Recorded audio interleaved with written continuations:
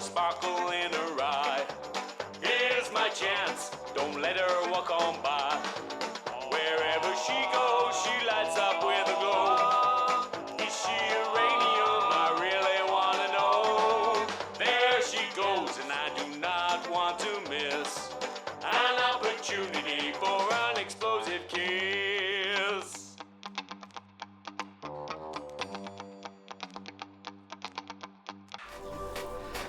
Hello and welcome. I'm Steve, your overseer, and we are Tales of the Strange. Thank you for joining us all again this week. And as you can hopefully tell, we've again just done a little bit more of an upgrade, so we're slowly getting better and better with the tech. So let's hope this all kind of works for us properly. So we're going to jump straight in with the adventure this week. But before I do, I just wanted to give a bit of a special thank you again to our sponsors and the people that we work with. So that was Syrinscape for the amazing sounds and music that you're going to hear during our stream. To Art Miser, who does all of the great character concept sketches that you've seen. He's also going to be doing a stream on this channel tomorrow night where he's going to be drawing some more of our NPCs. So if you're free, again at the same time, 8 PM GMT, you'll be able to see Miser actually doing some of his great art, which I think will be a really, really fun stream. Obviously thank you to Leaky Teacup for the use of this great building that we're in, and also to all your awesome customers, because we've actually had some really nice props brought in. So when we kind of go out to the bigger screens, you'll see we've got kind of some proper Pip Boys and some really, really cool things around the studio. So it's really starting to take shape.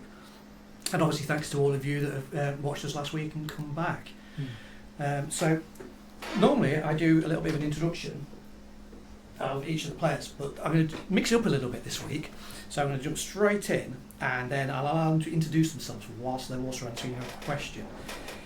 So just to kind of start off a bit of a recap of where we were last week, you left the relative safety of Fulton and headed south along the old Route 202 highway, crossing over the broken, twisted remains of the old Railroad Avenue Bridge.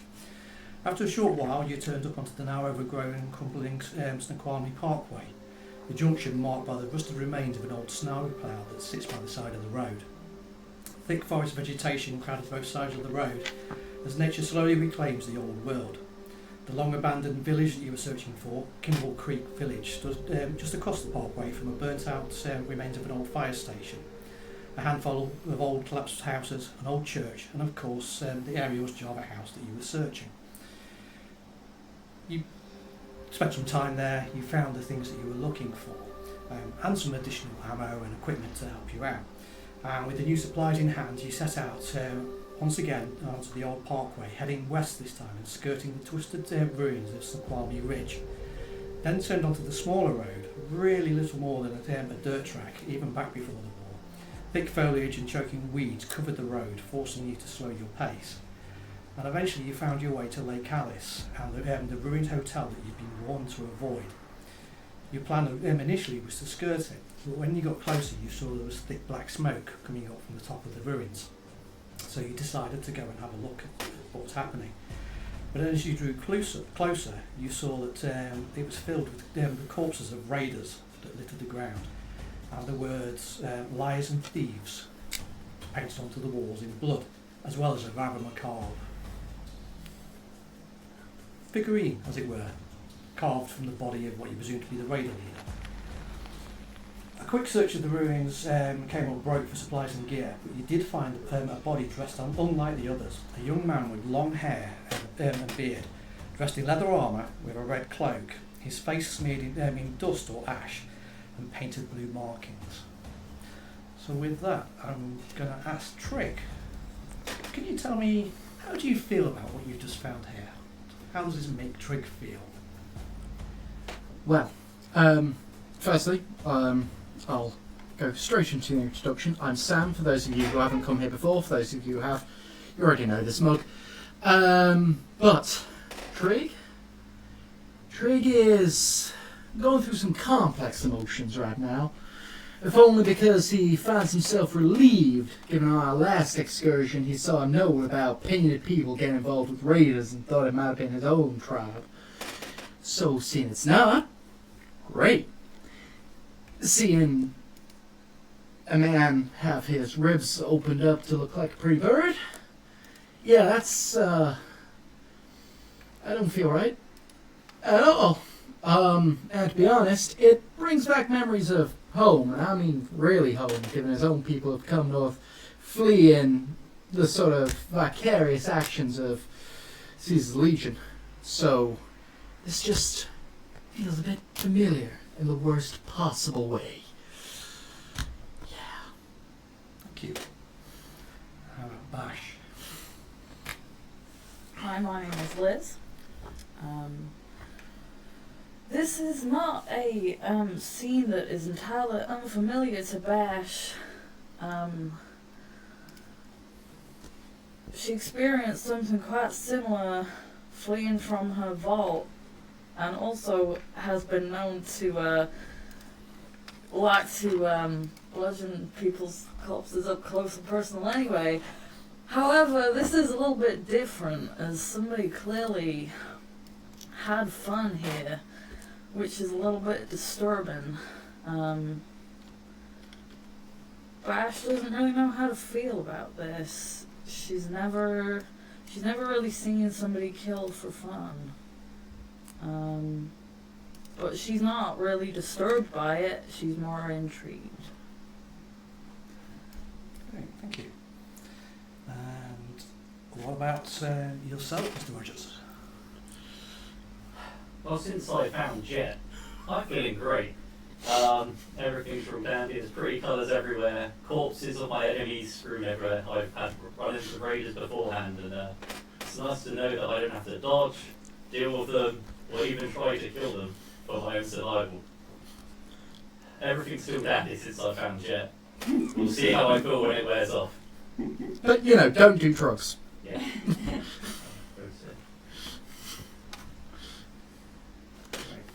And then on to yourself, Cal. Oh. So, Deputy Eugene Brady is a little pale, he's a little shaken. As a lawman, he's seen violence. We've never seen mutilation on this level. It's a small town. And though, as a human living in the wasteland, I have seen bad in the name of survival. I don't think I've ever seen the face of evil in the same way before. It's harrowing, truly harrowing. I hope to see it. Thank you. So it's shaking you all up quite a bit, so it's not something you're used to seeing, apart from Mr. Rogers. So I think I'm going to reward myself, because I think I've been a fun GM, so I'm going to give myself 3 action points. 3? Alright, I thought the ritualistic killing was the worst thing I'd seen. Jet's unaware of it. Reality's kicking in. Everything's stone cold. Beautiful colour of the sky, Joe. Bad trip, man. Raiders Bad on the trip. horizon.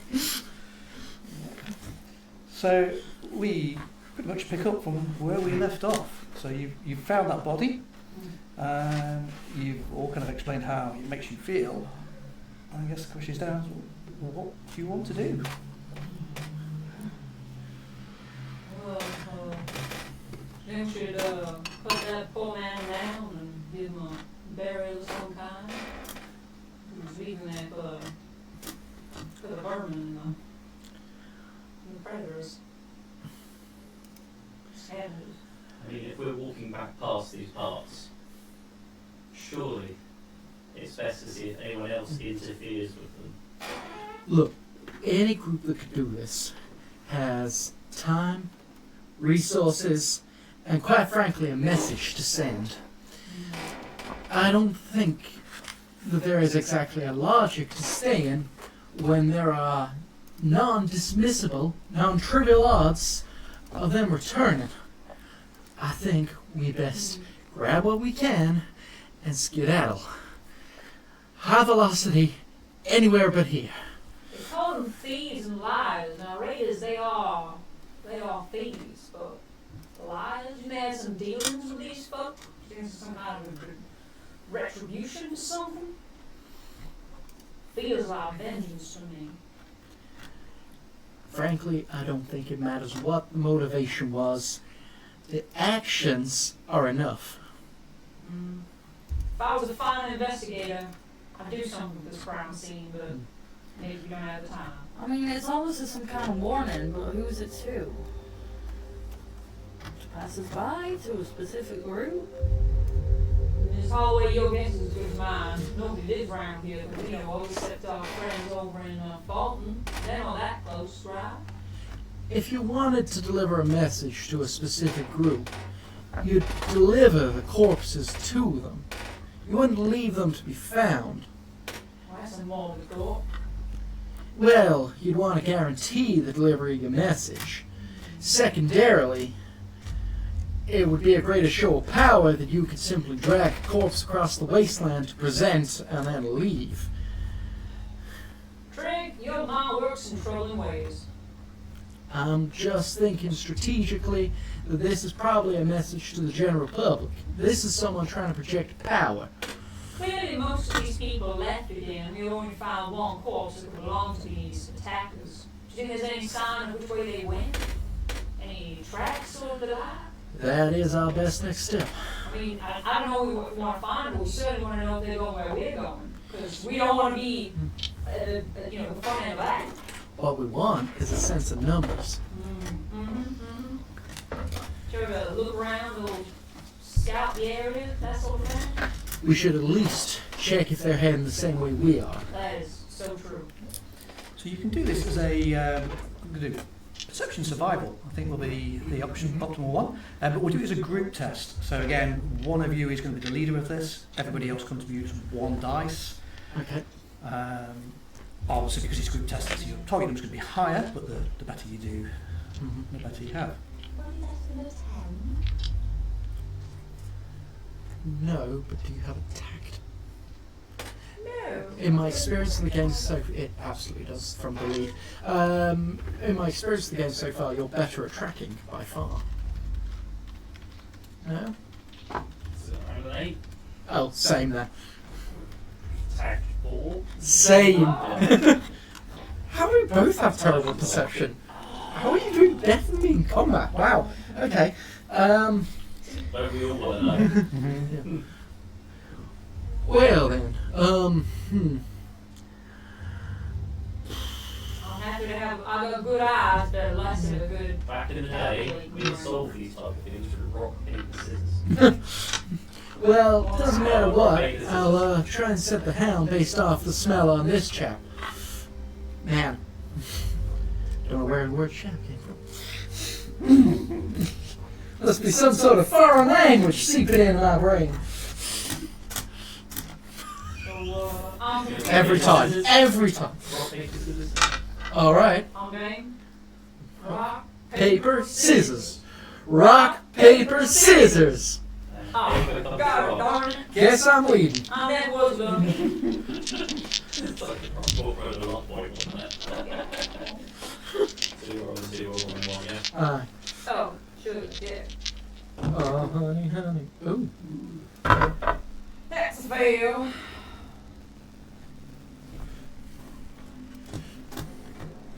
What?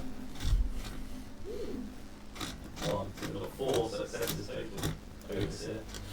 Plus dog meat. Reducing the difficulty. Okay. What was the name of our viewer suggested for you? It was the Cyclops from the... Yeah, Polyphemus, there we go. Polyphemus or Polyphemus? I don't remember the Cyclops from the Odyssey. I think that was Old Bacon Snake. So if Old Bacon Snakes is watching tonight, if you can remind us. I think it was Polyphemus because I remember confusing it for thinking it was many legs because it sounded like femur. Anyway, I digest. You do. You go on over here. Yes. So 4 successes in total. Yes. Yeah. Yeah. So with 4 successes, I will say that's 1 over, so you get 1 action point.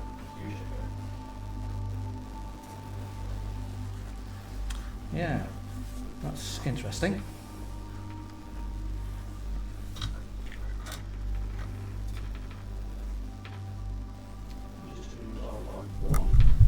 Just try that. Yeah, we try some different speaker Yeah, we're going systems. to try the different speaker setup to see if we can fix it. Yeah. Beforehand it was too quiet. Yeah. So now we're trying to see if this fixes things. Let us know if you've still got that echo, by the way. Let you know if my other players are language I will not use on stream. So one action point. Yes, so you've got one action point. So I will say, and obviously you spend action points to ask questions. So. I'll change the dial. Change the dial right to the end. So I think at the minute you had the 2 vertical circles. Change it to the 2 horizontal circles. How about now? Ours is most significant, all the bars will be echo.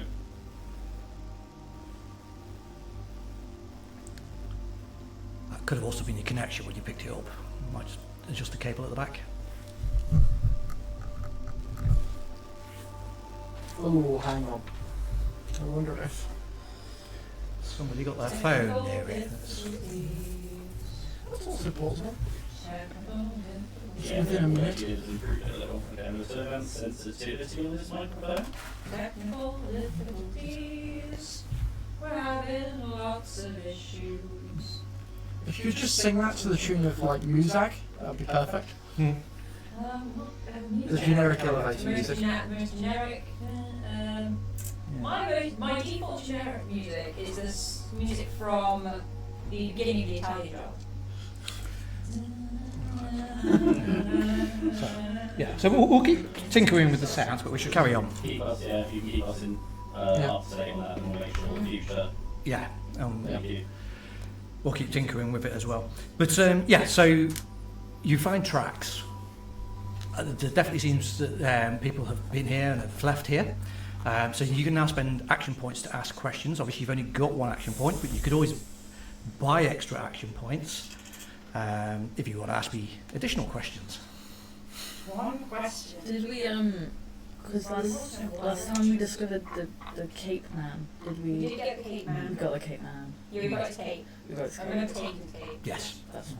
Did that level of success account for a dog producing it? No, it did not. I forgot about that. So you have 2 action points. Okay. So I think we have 2 2 questions. questions, which is where are they going in numbers, right? Yeah. Yeah. These are to use wishes. I will take them literally. So think before you tell me what your designated questions are. Okay. So we're off the opposite of the room. In what direction do You leave my lamp the out of this. majority It was a solid mouth microphone. in which That's good. directions do the tracks lead? Actually, first question I suppose would be, I'm torn between trying to ask how many footprints there are, because I said loads, but like, how many sets of tracks, because if they're marching in formation, obviously, or if it's just a staggered crowd So we're wandering trying to off. establish which I way. will give you one freebie. Go The on. direction, because that's going to be obvious. Yeah. So you find them to the north of the camp. So they've skirted around the side of the lake and have headed northward. You are going west, so they are going in a different direction to you. Okay. Okay, so organised formation and numbers really is what's left I've got. Yes. Well, if we get to 2 freebies, you could start off with sets of tracks, and then you can ask how deep they are if you want to see whether they're going in single file to hide their numbers, like those pesky sand people. Yeah. Yeah. So, yeah. How many sets of tracks are there leading off in this direction? It's hard to get an exact number, but because of the way that they've marched or walked, but you think there's about a dozen. So it's also clearly marched in formation from that answer.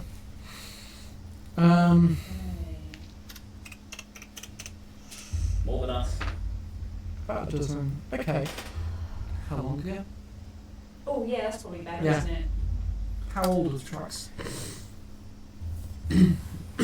Looking at both the tracks and the small ruins, you would suspect that it's probably about 24 hours ago.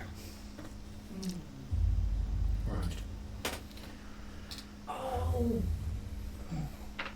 All right. Well, it's bad news. Are you angry in a state of carriage wit here? Now, this is not strictly speaking the information from that roll, but do we know if there's any settlements in that direction? Are we aware of any? We've seen enough maps, I feel. Yeah, that, we might have a sense. Yeah, so you came down from the north Yeah. to Fulton. Different route, because obviously you came straight to Fulton rather than over to Snoqualmie Ridge. But you do know that in between where you came from and Yeah. where Fulton is, there are certainly lots of small farms, like little really tiny settlements, and there's a few little settlements as well that are like obviously smaller than what Fulton is. So there's definitely a few of those. You know, immediately to the north is Fall City, which was a big pre-war city. That is now kind of absolute chaotic ruins and twisted metal. So you skirted right around that when you came down, but then that's an easy natural flow towards Fulton anyway, which is why Fulton's such a big trading hub. And you know that directly north of here, like straight north, is still going to hit the city limits of that. But obviously to the west of that, there will be more smaller cities, smaller settlements and farms and things. And likewise, obviously, on the opposite side of Fort City, there will be more settlements and farms heading all the way up to where you came from. Likewise, AJ, you came from the east, so you're literally west. So you're doing the opposite direction to what they technically were. Same thing. You know that there was certainly Seattle itself has got lots of settlements. Then you go out into the outskirts, and it's more sporadic. But there's certainly communities all dotted around that region. And I say that it's hard to get a bearing because they're clearly heading north, but they're also skirting around the lake, so that naturally kind of makes them have to not necessarily take the trajectory that they're actually aiming for. So they're heading northwest. Yeah, they're heading northwest, but that's because they're having to go around the lake. So they could be veering off at a westward angle, or they could be going straight north, but they need to go around the lake. and straight north to take towards Fulton. Okay. No, straight north would take them towards Oh, sorry, Fall City. Fall City. Yes. Yes. Yeah. Okay. Fulton is off to the east. Right. Well, this surely does fill me with a sense of trepidation. I don't like the thought of folks wandering the wasteland. There are some innocent people out there, but 24 hours, I don't know if we can catch up. And even if we could, what would we do? I mean, technically, so far, they've clearly cleared the path of raiders for us. I cannot fault your logic that they would be slowed by most risks of the wasteland and we would simply be following in their very quiet wake. Unfortunately, yeah, we would have to spend a day hard moving to catch up. I mean, even if they are marching as professionally as this looks, they'll travel at a decent pace that we can walk. Equally, do we want to catch up with them? That's the other problem. Don't feel right to leave this unaddressed. I mean, we're here to take these materials That's true. to sell That's our true. wares. If we go on a diversion for a few days, this could cost lots. Also, as we heard, an awfully nice bunch of people in the other town. We have been sent to help Pound Shores because their resource situation is looking desperate. I look forward to going to a bar where I'm not thrown out. Well, how about we double time quick to Pine Shores and then just tell everybody we possibly can that this is happening. Because this is going to be trouble for more than just raiders. I can feel it. Well, I say we leave the raiders alone. There's no point correcting the message being sent on here. If they do come back and someone's moved around the bodies, Yeah, that's fair. Does anyone know if Pound Shores gets many visits by merchants? No? Well, I We'll know find out when we're there, but they would be our first people to ask, surely. potentially. It feels unlikely since how they're having difficulties getting supplies, but True. we can ask. But we should. If we're heading off, we should head off quick because this is going to cause more problems. Yes, yes. Standing here gabbing is achieving nothing. Yep. So you set off. Would you have things yet? you should know you want a little bit at the bottom it was spinning by the bottom, like when you're in the finger. Yeah. Spinning down. I can actually do it from here as well. That might be the issue. So You might be peeking. The GM's going to attempt to edit it from his end. Alright. Us two are echoing each other's. Yeah. Yeah.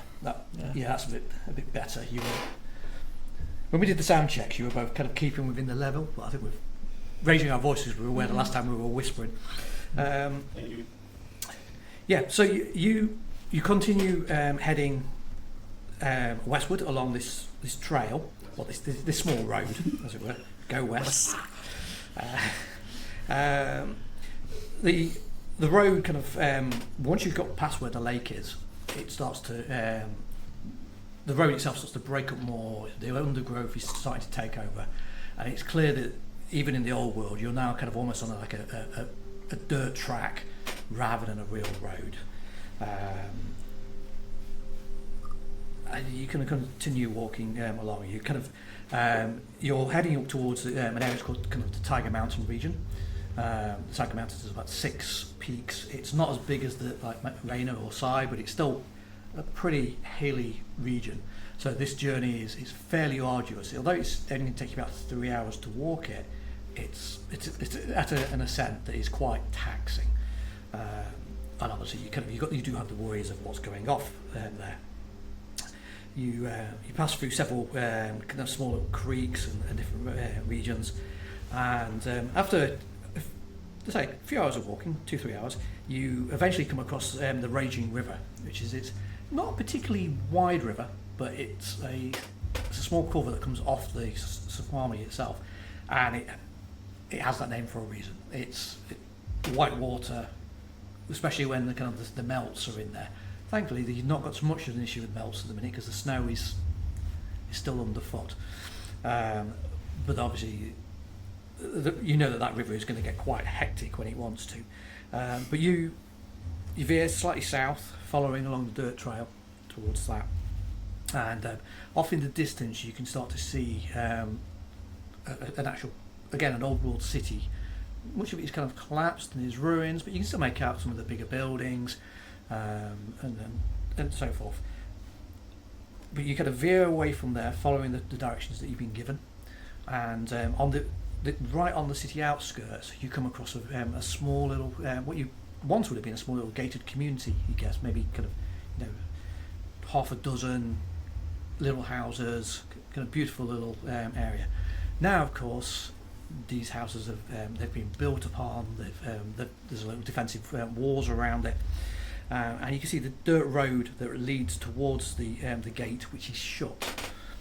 And as you kind of get a bit closer towards it, you do actually spot 2, you assume, bodies that have been buried on either side of the road with their heads just above the dirt.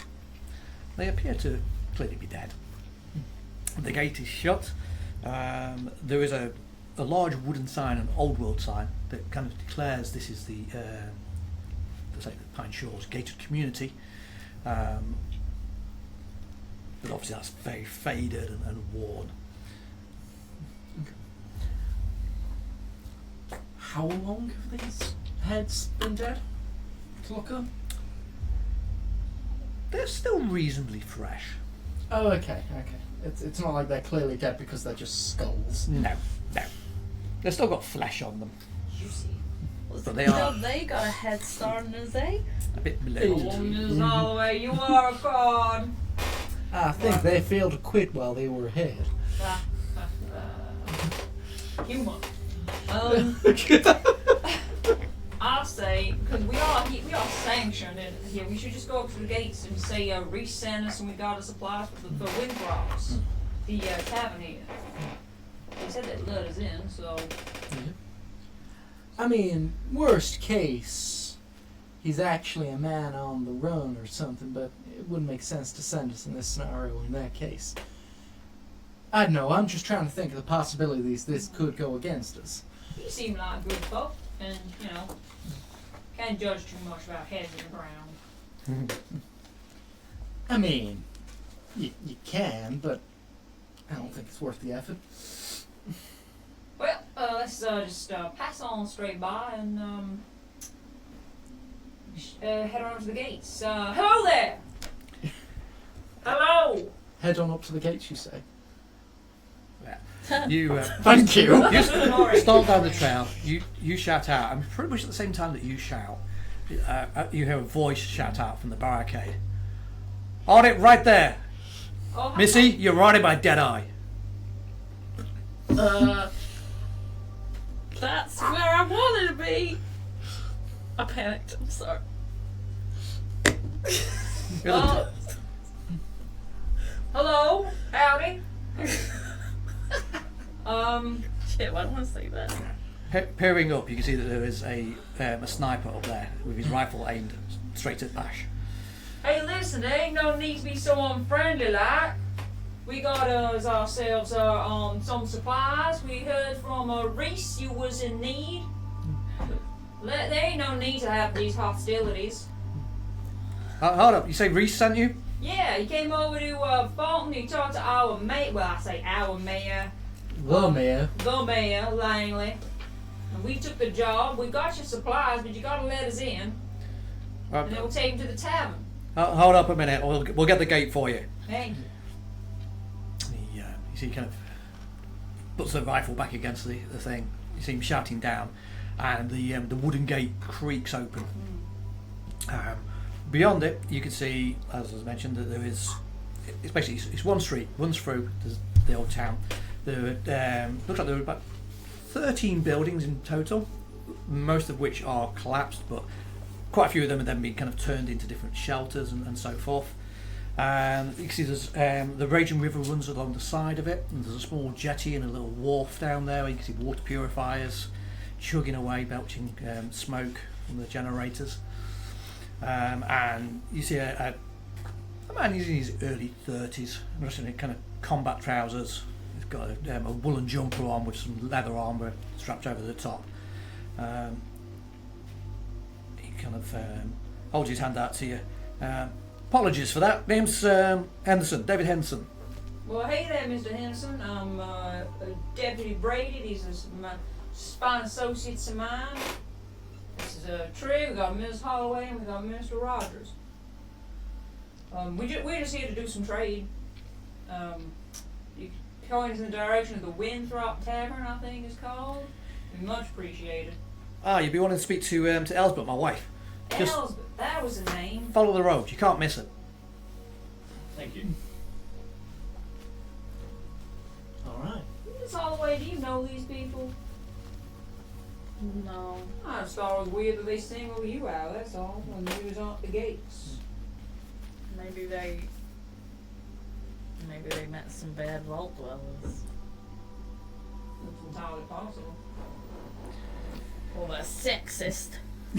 Oh, it could be that, man. It could be that. Or you're the one walking around with armour and big weapons.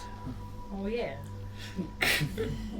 Any of the above. Slightly damaged Facebook. No, that still seems tactically unsound. And most of her weapons I'm gonna are go of with melee variety. sexism. Well, Mr. Rogers, hopefully this tavern won't take no exceptions to you and you'll be able to get yourself a drink. They were just desperate to scope and really look at you. Jet Were while we're at it too. Well, we'd have to see, I guess. So you wander down the street. This place is much smaller than Fulton.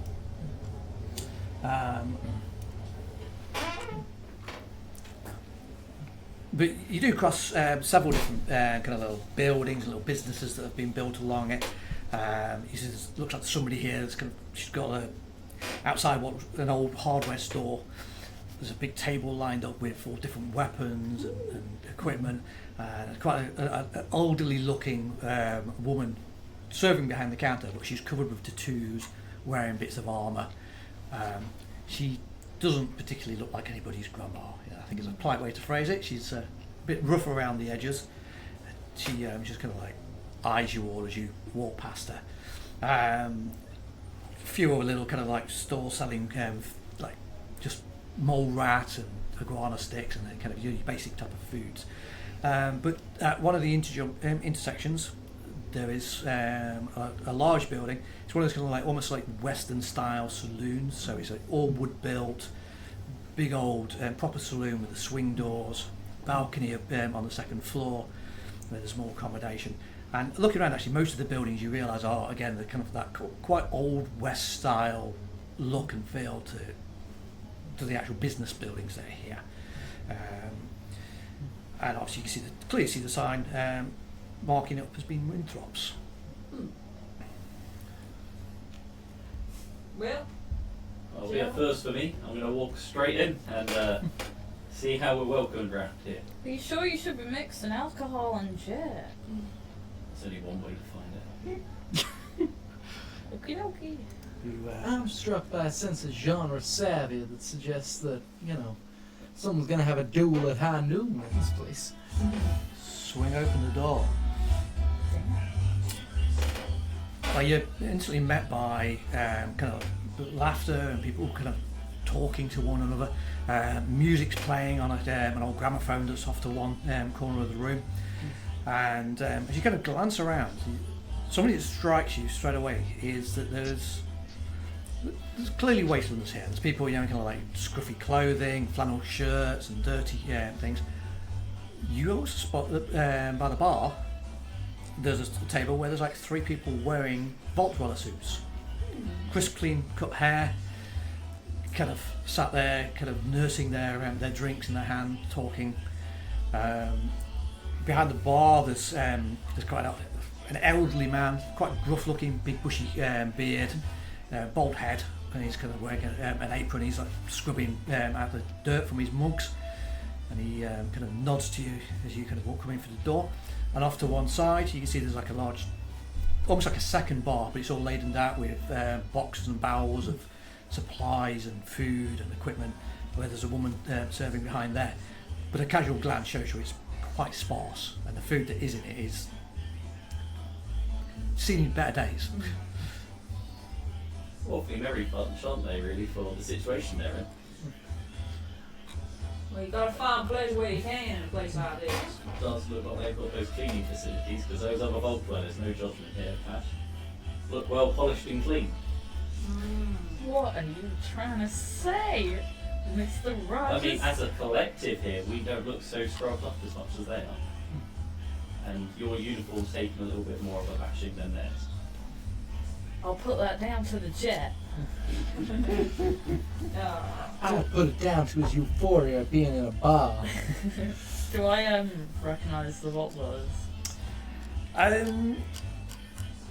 You're not close enough to recognise them, but you definitely recognise the number 41 on their backs. I'm gonna hide from them. I'll hide behind Eugene. Well, I'm heading over to the cattleman, so maybe you can have a discreet drink with me. I assume there's significantly more bulk to you than there is to me, Eugene, given No, the muscle difference here. If I stand sideways, you can't see me. Stand sideways and breathe in. Ma'am, would you be a lady by the name of Elizabeth by any chance? Would that be you? I am, yeah? Who's asking? Well, my name is Eugene Brady, and we got some supplies we were sending with resend us here to trade with you. But we were wondering if we could get a drink as well, and then maybe we could talk business. Oh, thank goodness. I wondered if Reese had managed to find anybody. Oh, that's great news. Yes, speak to Mac, get yourselves drinks, and then come speak to me. And she you can see she's literally like looking at all your bags and trying to appraise what you're carrying. Okay. Certainly, ma'am. If Mac tells us to speak to someone else, I'm going to begin to feel like we're traversing a linked list here. And maybe they got a particular way of doing things. Mr. Mac? The large guy behind the bar kind of strides over. Can we have 4 of your most affordable drinks, please? Looks at you and goes, Preferably with a minimum of reds. Reds. I don't know what happened there. Give me the strongest grads you've got. we don't sell any of those red drinks here. I'm busy having a stroke. Can't trust nobody these days. Yeah, sure, let me see what I can fix for you. He kind of turns his back, you see he's like looking at bottles and barrels, and he's like, I don't recognise none of your faces. You new in town? Sure. Affirmative. Yes. Yeah, we just come in to trade some supplies. We're here short recess. My name is Brady, or Eugene Brady. We got Mr. Rogers here with the slightly, dilated pupils. We got Mrs. Holloway hiding there behind Trig, who is our technological frame, speaks a lot of jargon. Yeah, I gotta ask, why are you trying to hide behind me? I don't want to well, us to see me right now. I'm not Why? Pours up some bottles, puts 4 kind of Leave cups things down in on front of bad you. terms? Pulls it over. Ex-boyfriends? Matt Pemberton, welcome to the Windslops. Well, it's nice to meet you there, Mac. It's truly a pleasure to get out of the wasteland for a minute or two. We just met, I'm assuming, your lovely wife over there. Elsbeth, no, you met her husband on the Did I? on the wall. Well, you surely do have a confusing setup around here. I I'm know. sorry, I didn't mean to make sense. What can I say, Sheriff? We're a small town. Are you? Never mind. I'm gonna leave that thread unspun. Alright. Winthrops is mine. The trading post is hers. Okay, alright. Seems real clear to me. I'm glad it seems clear. Space is a premium. Right, well, I'm sorry for making insinuations. I truly didn't mean to. What am I drinking? Rotgut, we call this one. It's one of my favourites. Okay. With all due respect to That's, that, one does not preclude the other.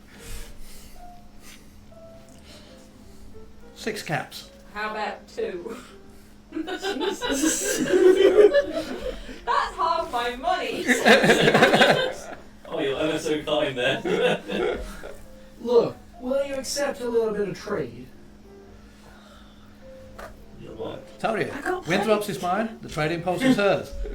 If somebody keeps me inconspicuous, I'll give you some cash. Well, I tell you what, Trig and I can form sort of a human shield, and maybe you can get to the front. Okay, that's good. Alright. How about Hey. instead of money, you give me something a little bit more radioactive, I'll pay a few extra caps. Clear out some of that old stuff for you. Sure thing, son. He kind of goes over to a couple more bottles that he's got, and he pulls off. It's a vintage Nuka-Shine, which glows with a very bright blue thing, and he's keep a few of these in for the mayor.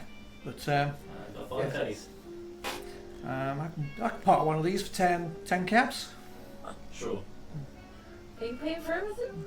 That's very, very kind of you. Yeah, you said. How nice Sir, of you, if I Mr. can kindly Rogers. ask, why would the mayor specifically request irradiated drinks? Why would he not? So am I hearing 14 Well- caps altogether then? Make me a speechcraft and charm. Charisma? Yeah, charisma. Sorry, yes. Oh, I'm gonna roll one of those with a luck. Because that was a... And you should have done it. So we've got 2. Two- 2 successes. 2 successes. Neither of that. Go on then. Since you're bringing us in those supplies, 14 caps. Thank you. How lovely. You lot owe me. If I may, sir, my point is that I probably mostly got about most of my experience of this area being from Fulton. But down there, it's hard to imagine that anyone but humans seem to be in charge. Hence my confusion, unless you're suggesting things are much more different here. Like I say, we're a small town. Gotcha.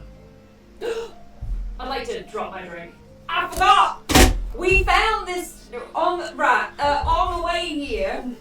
We found this terrible, terrible thing. And I meant to tell everybody in town about it, and I forgot about it. Yeah, I just thought you were looking for a more appropriate channel than talking at a But single this guy bar. only this guy's the bartender, he'll know everybody. Eugene, that drink has gone to your head. This is important. Thanks. What's wrong with all of you? This is really important. Because the medium you are choosing is going to be highly morphic in terms of the message presented. I don't It's understand what you better- mean. It is better to tell everyone once, at once, than to rely on a system of, A game of telephone. Can you make me a... Them communist whispers. Bash, I'll let you do it. You can make me a perception roll. Why make me do it? What was it? Perception? Yeah, perception and survival. I think there's no harm in just telling everybody. Ooh! One success. Excellent, that's all you needed. Eugene's outburst and the excited conversation that the group then subsequently had means that everybody in the bar turns and looks at your little group, including the 3 vault dwellers. What do you propose? Should we go find this mayor and tell the mayor? Well, I suppose. Everybody's looking at us. Well, everyone should be looking, then we can tell everybody about the thing. Yeah, you know what? In principle, that would actually be pretty effective. My plan was basically just trying to see if the mayor would call some kind of meeting. It's too late. Everybody tells me. Yep, I guess this is the meeting. We're on meeting, alright. Sarah Ann, is that you? Oh, hi there. Yeah, you turn and it is... This is awkward. yeah. Well, there's, one of the men sat at the table. He's like looking straight across. He goes, we didn't realise you got out. I didn't realise you got out. Well, you and security helped us.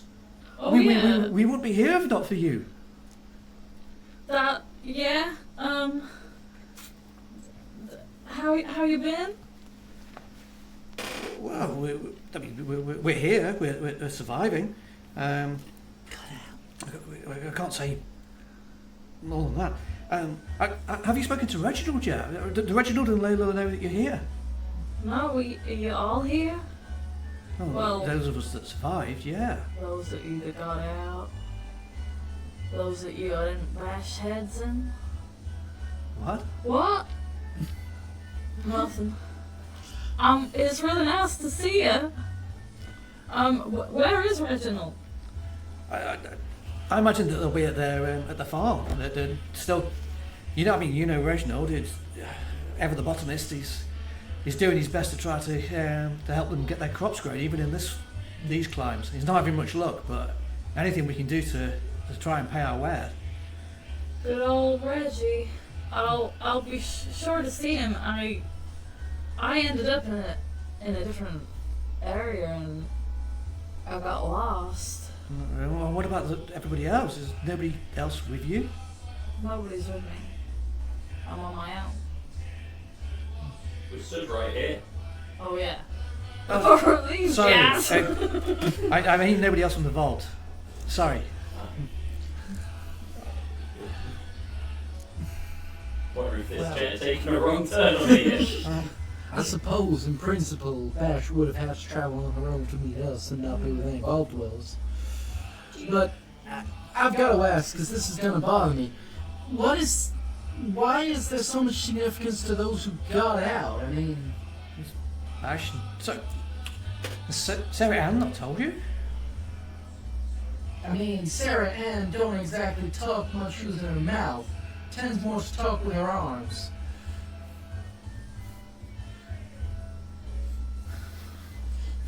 So, It hasn't come up. there's that too, but you didn't exactly strike me as the, have a beer, tell me your life story type. Exactly. I don't think we need to go telling each other our life stories particularly. That doesn't seem necessary to me. But in this hallway, if there's something you'd like to share with us, anything pertinent, I'm sure we'd love to hear it. I mean, not right now in the bar with everybody looking at us. You know what? She's right. We have a slightly more significant bit of news Yes, we do. than prying into your affairs. That can wait. I mean, it's really nice to see you. And you too. There's only 12 of us here. Only 12. I can't believe it. Only 12. Gee whiz. Those are the more people. Not when you've come from a lot more than 12. Well, I suppose right now you can make that 13. That's a good number. 13. It's a nice, solid prime. Lucky number. Did Carrie Ann and Sally, are they not with you? No. We lost Sally Ann before we got back here. Carrie, I don't think she even got out the vault. Man.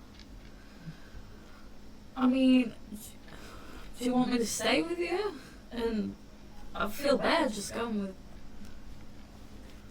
Oh. Or we can meet up later? Fractional 13 is just a prime. It's It seems you've got some business here, but maybe deal with that. But you need to speak to Reginald. Let him know you're alive. Yeah, I will. After we've done this very important business, I will, and I'll see you later, and we can catch up about all the jolly times we've had in the vault. Kind of picks up his cup to Thomas and the others. To Thomas. That's a real nice pit boy you got there. Do you have any spare ones, though? No, we My don't. trash over here seems to have misplaced theirs. I did not misplace it. I left Oh my God! You forgot about it again. Look. we have the trouble of tangents to our own circumference of conversation here. You got a phone, right? You said you had a phone. We've got several farming plots in the town. Yeah. Just be careful. There's some kind of new raiders. We don't know who they are, but they're causing all kinds of havoc. We saw a really horrible thing that they did where they ripped somebody's insides out through the back side of their back, and it's all proper weird. Very strange. They did what? They ripped somebody out with their backside? I'm not describing it very well. So, if I may take over, Yeah. they had a gentleman fixed to a pair of wooden stakes in a sort of cross formation. Those of you who are familiar with some of the religions of the old world, not that way, more like that way. And they had opened the man's ribs like they were trying to, like you would dress a bird to eat. See, he goes a slight shade of green, takes a gulp of his drink. You really, it ain't worth your time telling those guys. They I don't know. The killing was ritualistic. It seems significant. People drinking that drink until they're hungry. Yeah, it seems very strange. I think everybody needs to know. Secondarily, we did find one of them. He was a little bit deceased, but he was wearing a red cloak. That seems pretty unusual around here. You know, quite frankly, more you should be wearing cloaks. It is freezing around here. He was covered in white ash and blue tattoos all over his face. If you see anybody that meets that description at all, you stay right away from him. And warn everybody you know. Well, they did kill the raiders on the basis of being thieves and liars, according to the graffiti that left. So it might be that you want to give them a friendly greeting and an honest deal? I have a question. Have you ever met a man or woman who's got painted teeth with blue tattoos on them? Have you? No. Thank you. Okay. Please verify these are their folk. We're not good at this whole, you know. We'll stop traumatizing you. And You know, let's go to the this is man. why I did think we should have spoken to the mayor first. The mayor could have sorted out I our think lack of cohesiveness. you need to speak to the mayor and to Reginald. They both need to know this. That's a very good point. Sorry for troubling you. Sorry, I'm busy thinking about 30. It's a really nice number. Should we drop our stuff off with Zelda first? Sarah Jane, he almost got quietly whispers this while you're still talking. Yeah. Is he a bit touched? I think I would say untouched. If that makes sense. He kind of smiles. Ah. 2 points of motion damage. I felt that cut. I did. I was just slicing my current HP in half.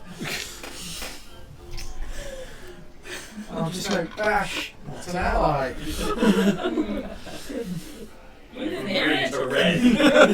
Shall we, Yeah. shall we drop these supplies so we can move on to a much more pressing need to tell everybody about this horrible thing? Let's do it by them.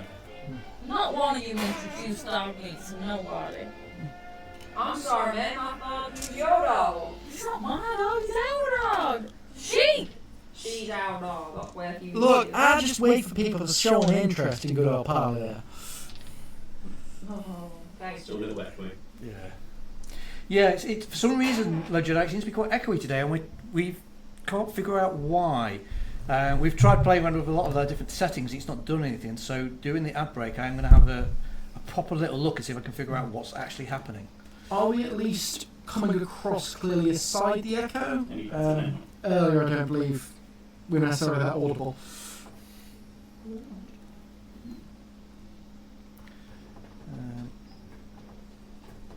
Because we did have a bit of a problem with some of the microphones, so we had to play with something, and I'm wondering if something's picking up that shouldn't be picking up. Entirely possible. Oh, brilliant, thank you for that. I'll review it in a second, I won't do it right away, Yeah. it'll then loop even more. We're on an ad break in 30 minutes anyway, so we'll have a listen and see if we can figure out what the problem is. But yeah, thank you everybody. And Voltaire. Yeah. See, we've got the cameras working better this time, and now the audio's gone wonky, but we're getting there. Yeah. We'll fix the audio, then the players are going to start breaking. It'll be fantastic that time. Yeah. But yes. So Elspeth, we've got to get rid of these supplies. And then we can panic a little bit more. Wait, what did we get for these supplies? We haven't got anything for them yet. Let's Well, sort that out firstly, first. we might retrieve your Pip-Boy, given you did put up a ransom. Well, yeah, we need lots and lots of caps. Lots of caps. Yeah. At least we're not radiated. Miss Elsbeth. We got a whole bunch of supplies here. Prime quality, top shelf supplies that are surely warranting a top cap. You know. So, what kind of deal can we make? So if you lay all the supplies out, obviously these are the food and beverages that you brought back from the Ariel's Java house. So you see she starts opening some of the packets, not all of it because a lot of it's still sealed. But she's like checking some things, takes out some of the Dinky Donuts that are still preserved 200 and something years later. Good old radiation of Voltec. Tests a few of the samples, and you can see her face she seems really genuinely happy with this stuff. You get a feeling that this is still just a drop in the water. It's not going to help the town, but it's certainly going to at least buy them a few extra days. And she looks at it all and she says, "Oh, this is fantastic. Thank you so much for this. When we sent Reese, we didn't know what to expect. We didn't know what we could get. This is way more than you would get for this if you bought it at Fulton. But how does 400 caps sound?" Gee whiz! That sounds mighty fine Well, to me, I man. suppose first we gotta consider, what's our bill with the doctor back in Fulham? That hawk, right? $250. You'll do. That's still pretty good. Given that Bill kept us alive to continue walking with you through the waste, I think you can give a cut. You can have the remainder. Listen, Junk, if we come across any jet, you can have it. Yeah. Deal. We'll specifically look out for Jet. We'll find it for you, don't worry. Would you be partial even to a bit of Psycho or Mentats or? Steady on with that. Let's run before we fly. I'm just thinking about diversifying in case we can't find Jet. I thought you was already flying. Thank you, Elizabeth. 400 caps will be absolutely lovely. That'll be dark. So obviously you got to understand I don't have that kind of caps on me right now.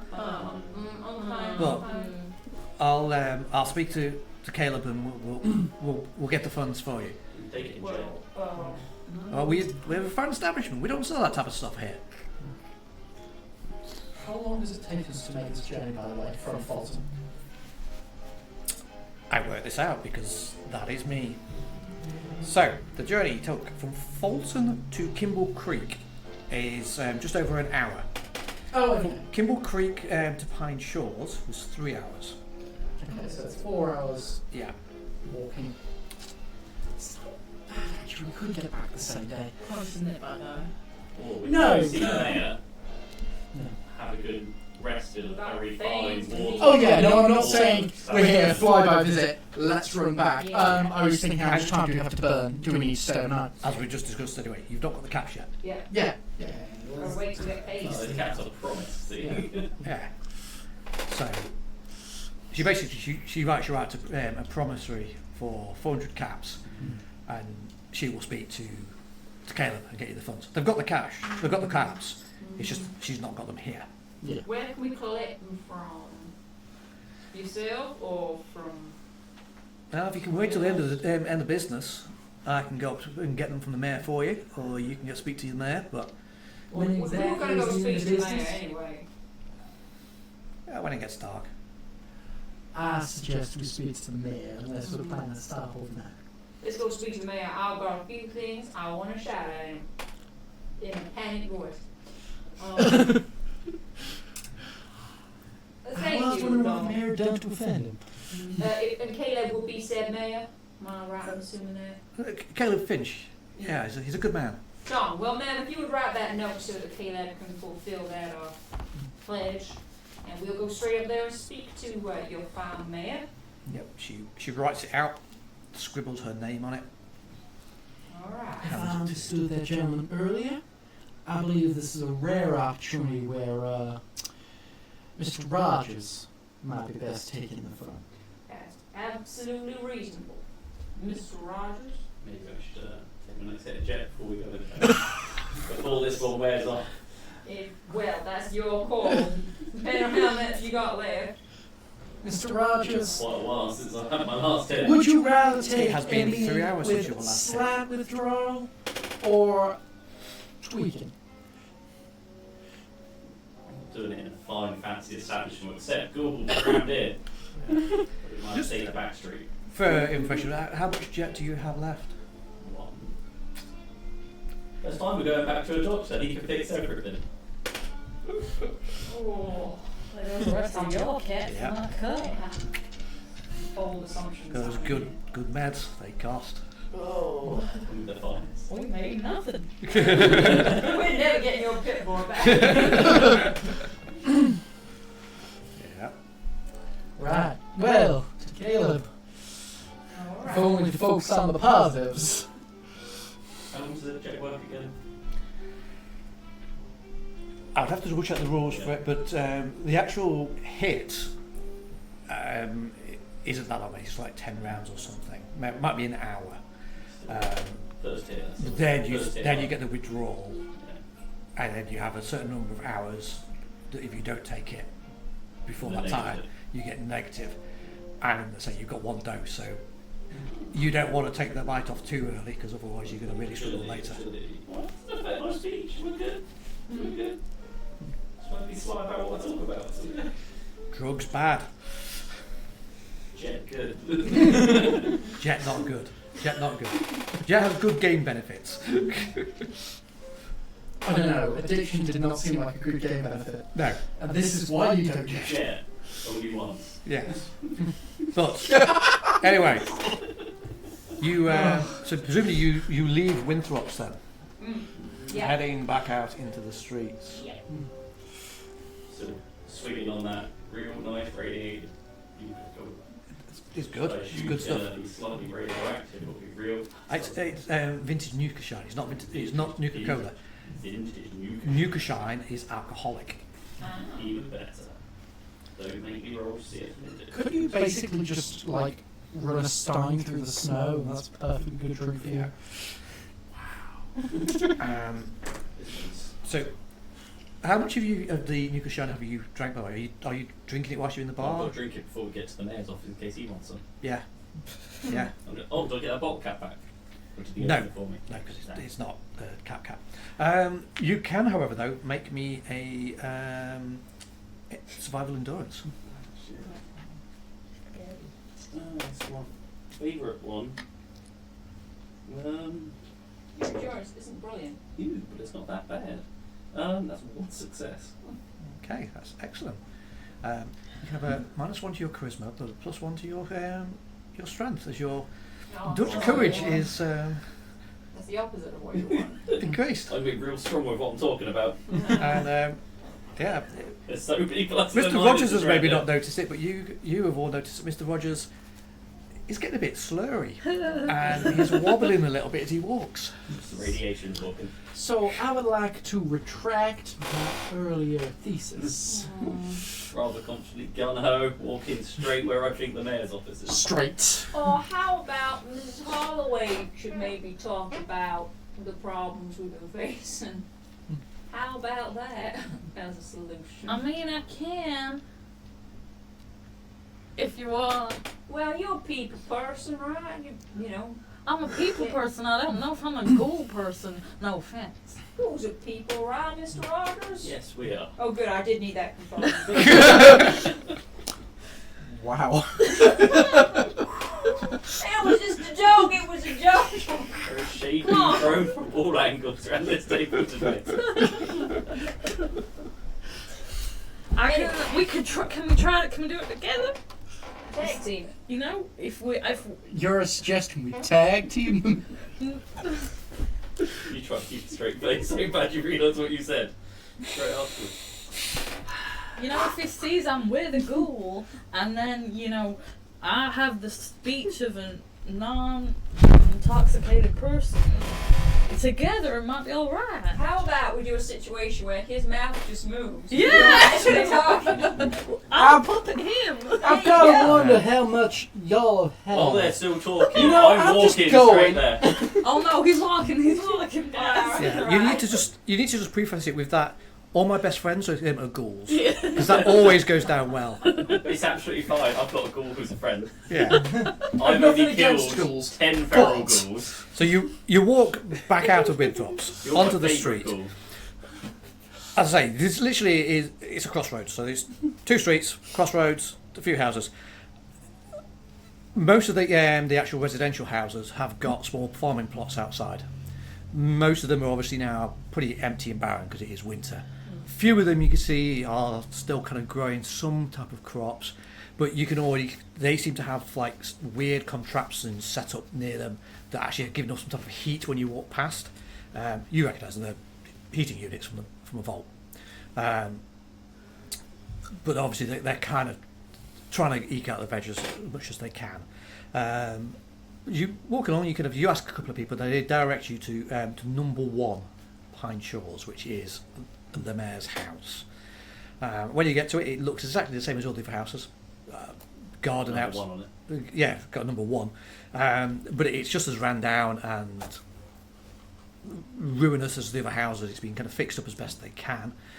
There's a garden outside. Again, they're trying to eat vegetables out of it.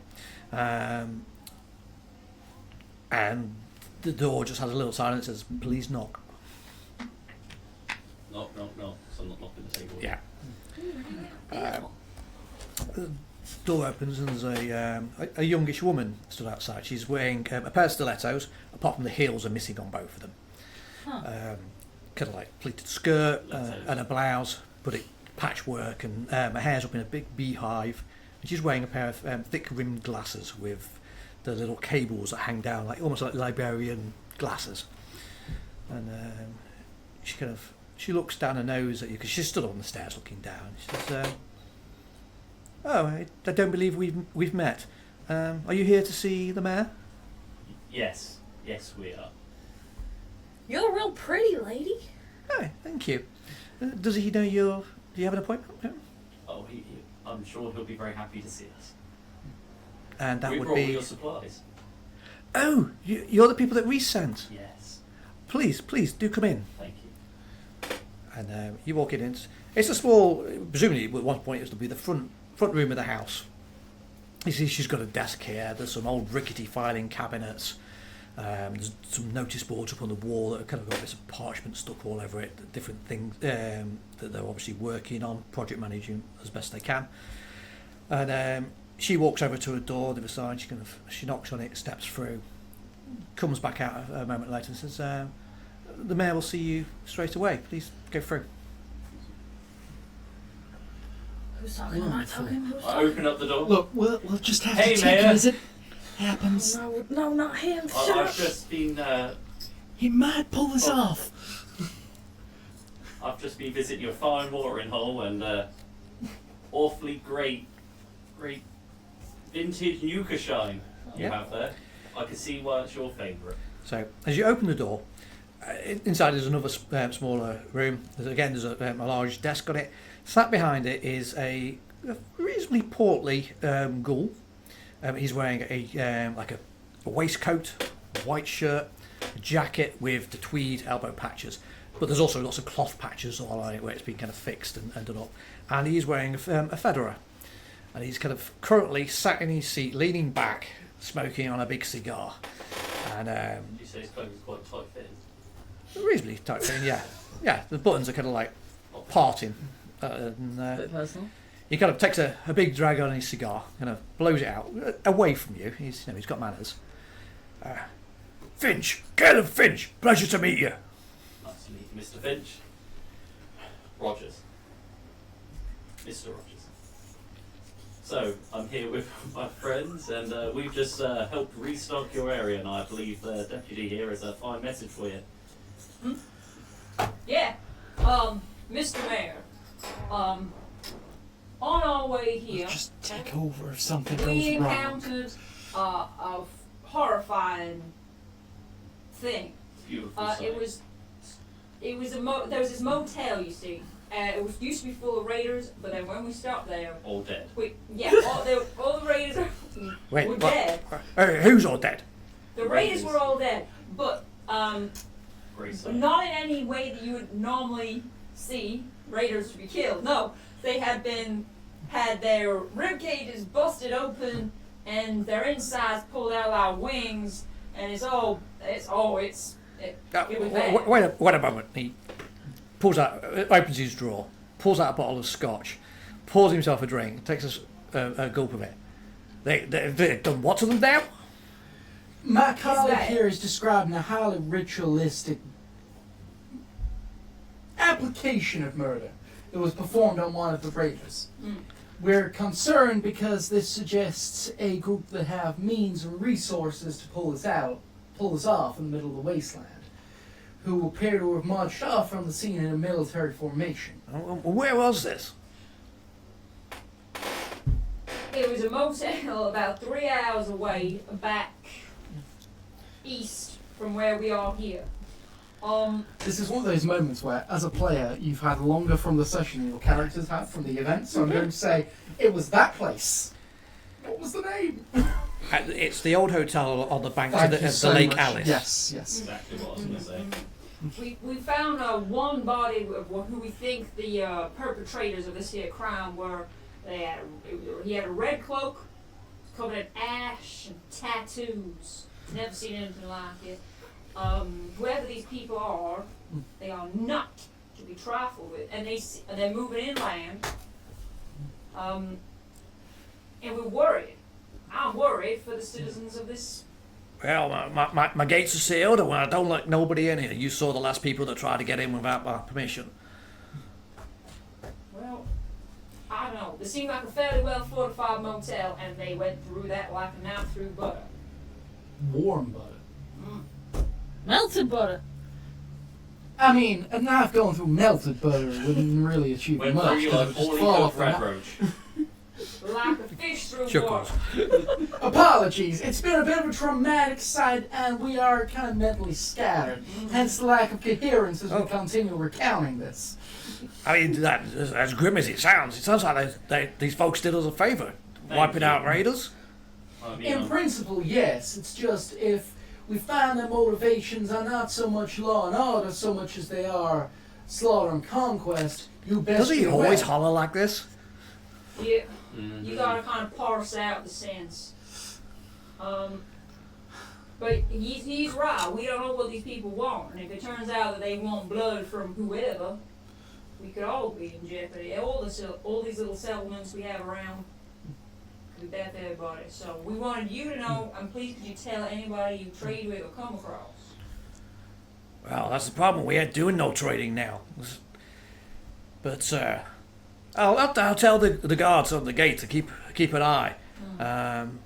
They're pretty good shots. They are. I mean, we're quite some distance off from that old place, and it sounds like those raiders are after. I don't think we've got anything to worry about too much for now, but we'll thank you for your warning, Sheriff. We'll keep an eye out. I'll tell the guard. Thank you. Also, Deputy has a lovely little note saying borrow some Oh, caps. yeah, there's that too. I believe you may be the right person to forward this on to help your trading post. Oh, let me take a look at that. And he takes the note off you. At which point you could all make me do it as a group perception check. Yeah. Perception, just roll. No, it's perception survival. Who's rolling 2? You and him. I don't Sam, know. you're ignoring what everyone's saying. It's a group perception roll. Yeah, what am I on? Yep, never mind. Am I doing the 2? Okay. Mhm. I'll get 2. After no And contributions from 1 me. success. Ooh. Uh-oh. No, so just one success. One load of success. I don't see how the dog would help here though, so I can't even pitch that. Yeah, it does actually. The dog starts barking and going mad, like Okay. running around and barking. Eugene, over the sound of the barking, you think Jimmy fell down you a well. heard the snap of a rifle fire. Oh, no. But it was hard to tell because it literally, as soon as it happened, the dog started doing its thing. Nobody else in the room seems to have acknowledged it. But Shh, girl. Hold on. Hollering about. Hold on. My ears are very sensitive to the sound of a bullet leaving the I believe you are milking this. Damn it! Treat somebody's been shot or something. I'm looking outside. You keep Mr. Mayor. If you can sort that money out for us, that'd be much appreciated. What's going on outside? Oversee it. he kind of looks at you, kind of puzzled by why you're suddenly like reacting, because he's not heard the shot, but now, so you're kind of going towards the door, presumably. Yeah. He kind of like, oh, well, what's happening? I heard a shot. I'm sure. I know that sound. I hear it in my dreams sometimes. And in my waking life. Well, the town isn't very big if we want to just go out and shout about what happened. Miss Gaines, what's going off out there? And then, yeah, you head out. Yeah. Coming out of the mayor's house, you get a clear view to the gate, because again, you're number one, and it's where it is. You see that the gates are being swung open by two of the militia, and they go running out, and you can see there's another militia up on the wall with his rifle still aimed down, and they drag in a man who, at first sight, you think he's been shot by them, because he's wearing like dirty, dusty trousers that are quite short and are hunkered up to just above his ankles. His shoes are kind of quite threadbare. He's got a woolen jumper that's full of holes, and a bandana around his head, but he's covered in blood. But then you realise that he's got slashes and marks across his arms, and like he's been cut by something. They're not dragging him in as if he's a prisoner, they're dragging him in to help him. Oh, that ain't right. Alright, clear a table.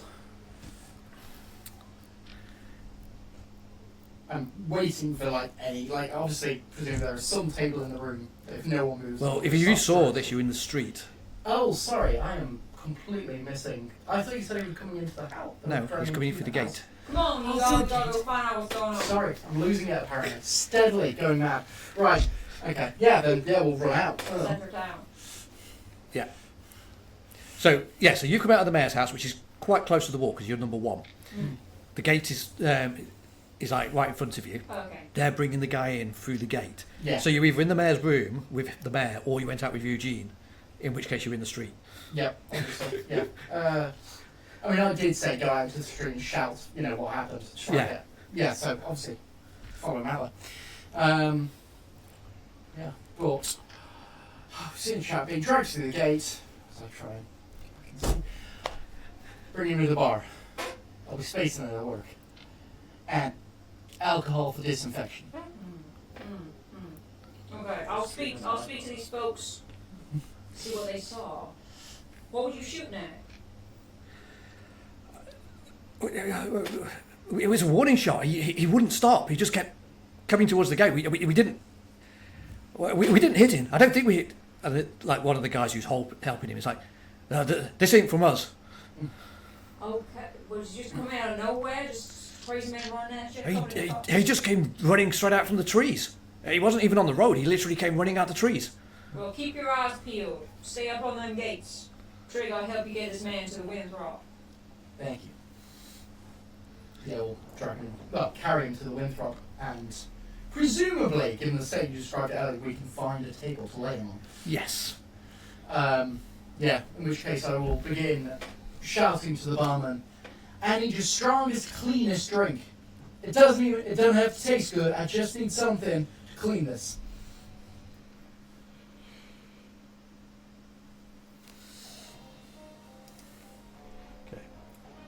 The music, music, I need something to clean this. Somebody runs over and turns off the gramophone because apparently having a gramophone playing when somebody's bleeding out is inappropriate.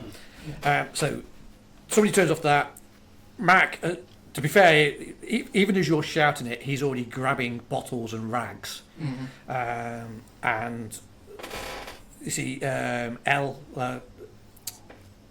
not Ella, Elsbeth, even kind of grabbing stuff from her stall. And they both come running over to the table, and they kind of look at you and go, who is he? Don't know. Run into the gates, doesn't appear to have been shot, but if he was running and running, despite warnings to stop, I think there's something out there we gotta ask him about. Why is he so spooked to charge a man pointing a gun at him? Is he still conscious, or is he completely out there? He is conscious, but he's conscious to the stage that he's staring wildly at the ceiling, and you can make me a medicine roll. So, which is intelligence and medicine, yes. Have 2 successes. Yeah, so a quick visual look at him, the way his eyes are dilated, the way he's staring, he is basically having visions. He's seeing something that's not necessarily there. He's in a major state of panic. Oh, okay. It's not, he's seeing things that aren't there because he's taken on the same hobbies as Mr. Rogers. No. Right. Okay. He is full on panic mode. Yeah. Okay, then yeah, in which case, Shock. I think we're going to need someone to tie him down when he comes to, and I'll show what mood he's going to be in. And I will put the vault was still in the bar. Yes. Yeah, I will point over and click it. Do any of you have medical training? No, Reginald does. Like one of them runs out the bar. Yep. That's good because I don't have much. More than I've got, Trig. And then, yeah, I guess if they've already actually been getting things together, I assume I don't have to instruct them. They're already running alcohol products over the wounds, probably preparing a tourniquet. At this point, I'm probably just kind of standing back, trying to see if I can get this man to come back to reality. It's pretty clear to you that neither of these people have medical training, but they have enough common sense that they're wiping down his wounds, they're trying to make him comfy, they're trying to hold him down when he's shaking. Yeah. To be fair, I mean, most of what you've described are cuts on his arms. I suppose lift his shirt, make sure there are no gunshot wounds, but... no gunshot wounds, but again, there's these marks. Yeah. Make me, again, another intelligence medicine, see if you can identify what these are. Have 2 successes. So you can have 1 action point earned, For a roll. and now that you can see these more clearly, these are deep lacerations from some type of maybe a machete or a hatchet, and the marks on his arms are defensive marks where he's tried to fight something off. I was really hoping this would just be a mole rat. Those are weapons. not really shocking. Well, I don't know. I'd say someone being cut up with a machete is pretty shocking as a default, but these are shocking times. This feels like a bad kind of move, but I'd probably like to have a look through his pockets, see if there's any sign of who he is or where he came from, especially if he can't talk to us. Yep. Go for it. Like I said, he could already have a bullet with an ID, but like, pat him Well, down. it is ID. Yep. So yeah, you can make me a. It would be difficulty 0 perception survival. Okay. Close the dog for a second. Alas, I failed twice. So it's difficulty 0. So you don't fail because there was no difficulty, but you don't earn any action points. Okay. So I will tell you that you pat him down, and all you find is a half-chewed candy bar in his pocket. That's it. There's nothing of significance to who this man is. Well, that left us none the wiser. There is no note saying I am Bob and I've been kidnapped. Well, I suppose if this were just some sort of wasteland junkie, you would have found evidence of that, so we can at least eliminate it. How do a man wanders around the wasteland with just half a candy bar? Well, You- so you can half the can, but One that's had all his possessions taken off him already. That is very probable, man. I'm still shocked how much medical treatment this guy's got, and my leg's still chewed up from mold. Options are right. Listen. It's all about priorities. They like this guy. Like the cook is chip! Alright, this. I mean, I suppose we could wait and see if he comes around and has any sense to say, or we could go see if we could figure out where it came from. Maybe there should be false security put up on that gate in case whoever did it. Look, Mr. Rogers, we've got a medical man coming already. I'm fairly sure if he's in the mood from fixing up this guy, he might take a look at you. Just take a seat, put your foot up. I mean, is it possible there might be a doctor amongst the whole players who come? They Yeah, just said they're fetching Reginald. That was Jen taken. Is it? Is it still fetching or is it wearing off? It's not a thing now. Currently, it's just the Nuka shine really getting at him. Just, take a seat, slowly pushing him into one. Put your foot up. So Well, I like it. the door bursts open, and 2 people come running through. One of them is an older woman, and she is wearing essentially a very dirty, grubby lab coat. Again, pair of, Reginald, glad you're here. I'm not used to these civilized names. she's got a kind of pair of thick glasses, and she's holding a doctor's bag. Stood beside her, because obviously the 2 of them come running in, and he's holding more things in his hand. Is an older man, very thin, very tall, with a long hawk-like nose, grey hair that's kind of slicked back, and wearing a Vault Dweller suit. So as you say, Reginald, he is the one that looks up at you. And the woman kind of comes, obviously charging straight over, puts her bag down. Reginald puts down the rest of her equipment that he puts down, and she hastily starts trying to check over this man, looking for wounds, trying to do basic triage for him. Reginald is kind of obviously very concerned about what's happening, and he's trying to watch that, and then you just see his eyes just kind of come up, and he's, well, I'll be. Howdy, sir. It's nice to see you. Better circumstances, but yeah. Yeah. This is a conversation we'll have later. Right now, Given the going over, the wounded track, I will pass on the information I have so far. Clearly, these weapon wounds, no gunshot. Wouldn't expect to find anything lodged in there necessarily. do any of you know this fine gentleman? Nope. Sir. She just charged the gates in a panic state, apparently. She continues doing the triage, opens up her bag, and she's his wounds are deep. I'm surprised the man's still even conscious. Pulls out a stim pack, stabs it into his leg, and you see the eyes kind of roll back in his head.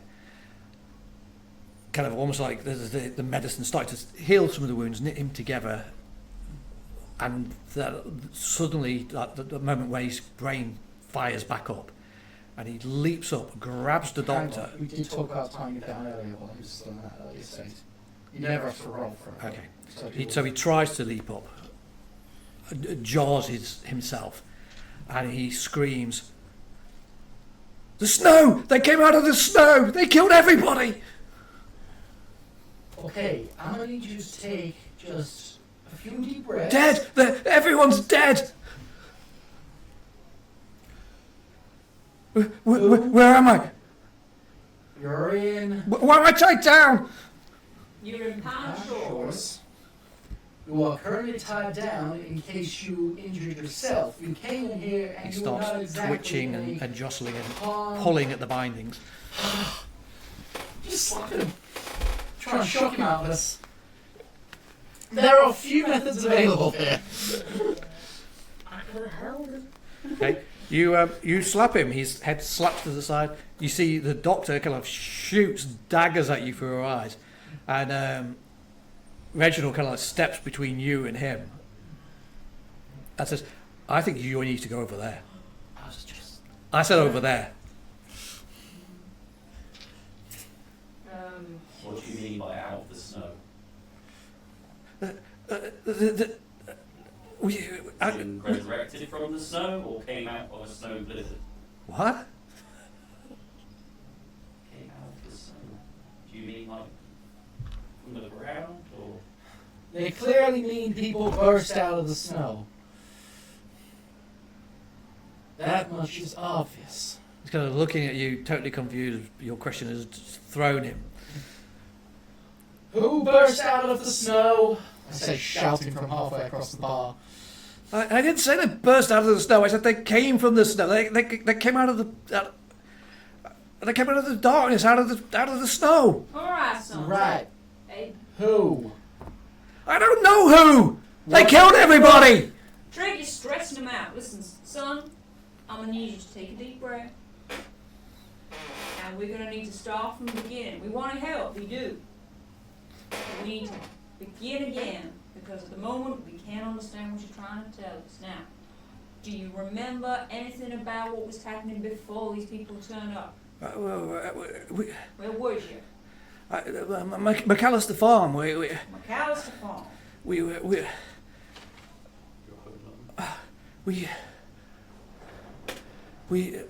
were just we'd finished working the fields. Mm-hmm. We were getting ready for supper. Ma she was just getting the stew on. We were sat around. Little Tommy he was on watch. But he didn't say a word. I don't know. I don't even know what happened to Tommy. But 1 minute we were sat there. The next thing, they came out of the snow. They came out of nowhere. Okay, and so you was inside with your family? Is that what you're saying? We were cooking in the lodge. Yeah. Mm-hmm. Did you go outside and see them coming out of the snow, or did they assault you in your house? I think Do you remember? I was outside. I was fetching wood for the fire. Okay, so you was outside fetching wood, and you saw them walking out of like a blizzard. Is that what you're saying? Yeah. Okay, all right, we're getting somewhere. Could you maybe describe them a little bit?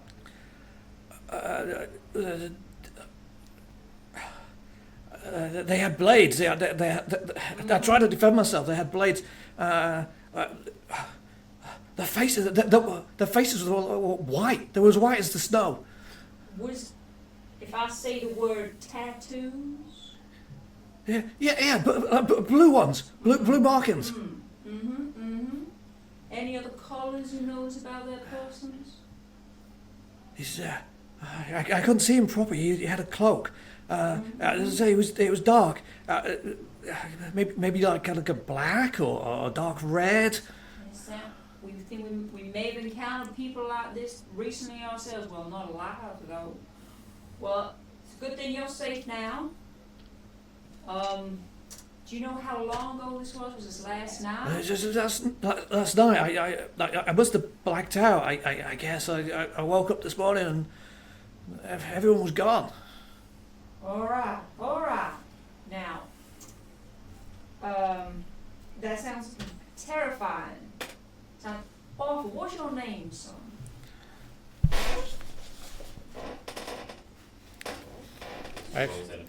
No, I had this. And then it was Marcus Yeomans. Marcus Yeomans. Mark Shulmans. Marcus. Hello, Marcus. Once he starts describing these people, and between Felimus with doctors who can't recognise a way to shock a patient out of a state, I will simply walk off to get a mare. Okay.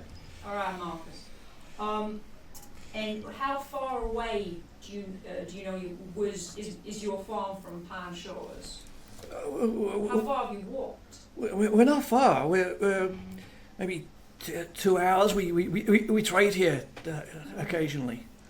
Which direction from here? Do you know? Just north. Just follow the raging river. You can't miss us. Okay. Well, you can. We're kind of in the trees, but follow the river. Follow the river. That's very helpful, Marcus. Now, I don't know what else we can do to help you right now, but maybe we can go to your farm and see about your family. Now, this might be a hard question, but did you notice if anybody was still alive when you left? All of them. Ma, Pa, and Tommy, they're all dead. You sure? Son? Everyone.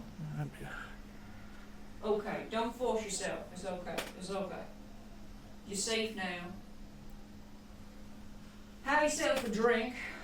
Might help a little bit. And we're going to have a little bit of a chat and see what we He tries can to do. sit up, and obviously he can't because he's still restrained. Oh, let me help you with those, Marcus. Oh, Miss Holloway, would you give me a hand with these? Sure thing. Thank you. That's most kind. All right, Marcus. I'm not exactly flush with cash, but I can stand you a drink. Come on. Let's put my arm around him and take him over to the bar. Mac puts down quite a tall tumbler full of moonshine. This one's on me, son. No, thank you, man. You're a good man.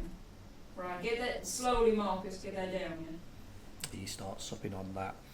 All right. And with that, we are at the 9:30. Well, actually, we're a little bit late, actually. So we're 20 to 10 mark. So let's take a quick 5-10 minute break. So we come back on at 10 to 10. So that's 10 minutes. Gives time for us to refresh and try to see if we can figure out what's happening with these microphones. So thank you for bearing with us and for all the information you've been giving us. Hopefully we can get it fixed. And we shall see you all soon. Bye-bye for now. And we are back. So before we get back into the adventure, we have played around with the microphones, and I'm hoping it's a little bit better. So we're just going to do a quick sound check, and if people can let us know if it sounds better or worse or no difference. Blah blah blah blah blah blah blah blah blah blah blah. Oh, poor dog, just whimpering in the background like, please don't do this to me.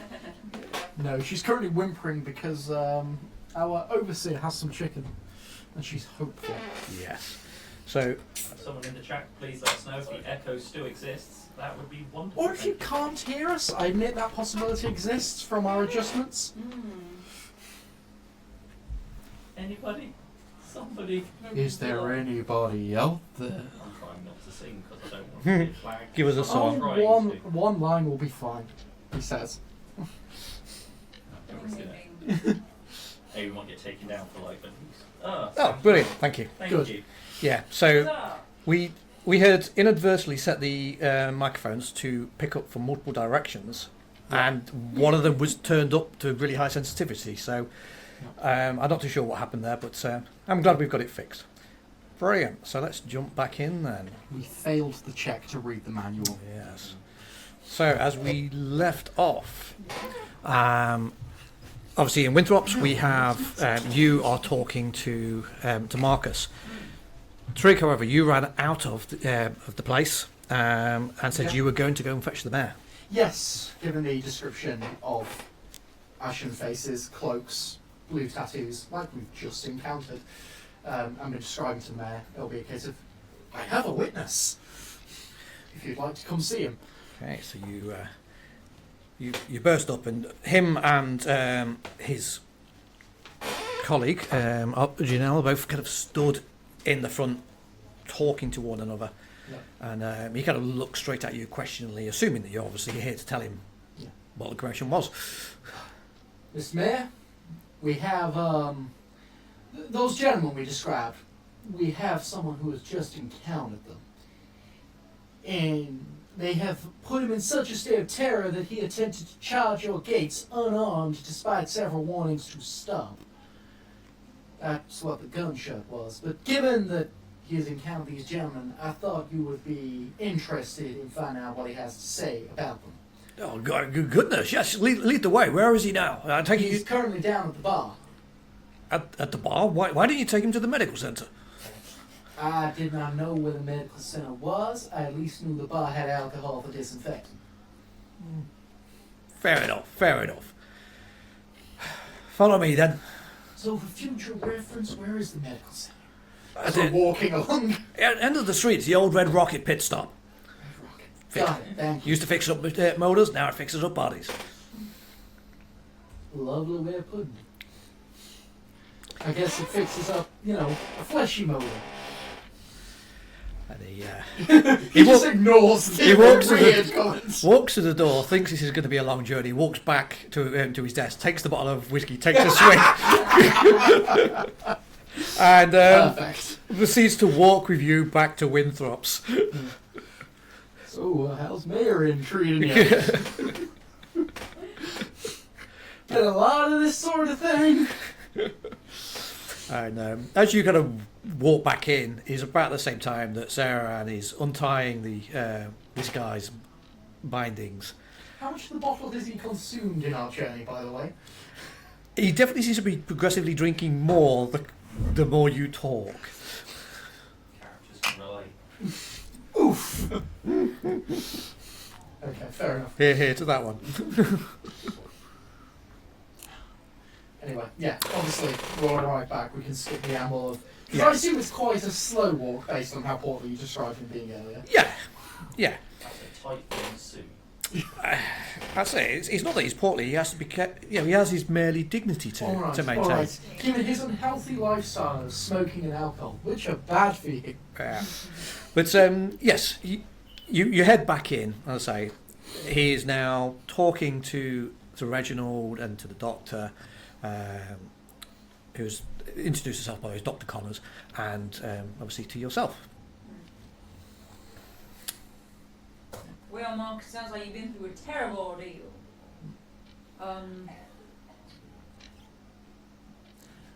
I don't really have many other questions for you, but I'll hope you'll be able to make some kind of life here in town. Seems like a nice little place.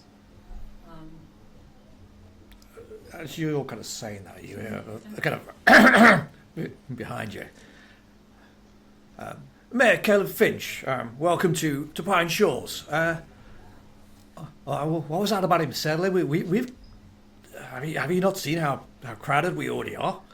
I gotta admit, it does seem illogical given we already have to make supply runs to get these people through winter. I don't mean to be rude. I've realised you're in a poor place, and we'll gladly give you a bed till you heal. But settle in here. Just Luckily, he's a farmer. Might be able to help grow some crops. well, you realise it's middle of winter, yeah? It's not the point when it comes out of it. It's really, really useful. Oh, Mark, this might be an insensitive question, but did you have many supplies at the farm where you was at? Oh yeah. I mean, we not a great deal. We were just a small farm. We only had what we needed for us. And to be fair, like towns like Pine Shores, they brought all our surplus off us anyway because they're desperate for supplies. I note the lakeside motel was picked pretty clean. I fear if the same efficiency was applied at the farm, that question is moot. I thought it was worth asking anyway. We still got a few crops in the field. Would they take time to harvest? Well, yeah. I mean, it's farming. it's hard work, but I ain't seen too many raiders that want to harvest the fields, so hopefully they might still be there. Well, Get a snow shovel and a hoe then. maybe some of your people could go out and take those crops out of the field. I don't know what to suggest, but What I would suggest is sending patrols to visit the farms that supply your town. Well, what I'm thinking is, my folk here, we're goodly folk, but they ain't so good out in the wilds. I wouldn't want to risk getting even my militia out in the waste. It seems you folk, you seem fairly hardy. I guess you know how to use that, Sheriff. it's the only thing I know how to use. So how about you fine fellas? You go up to McAllister's farm for us. See what happened there. See if these are the same folk that you talked about before. I mean, this could be just normal raiders. We've had many issues with raiders in the past. That's why our gates stay shut. So maybe it's just no offense, boy, but maybe it's just crying wolf. I ain't got no objection to that. What about you folks? I mean, if the doctors could fix up my leg first, I'd be a little bit quicker on the mark on this one.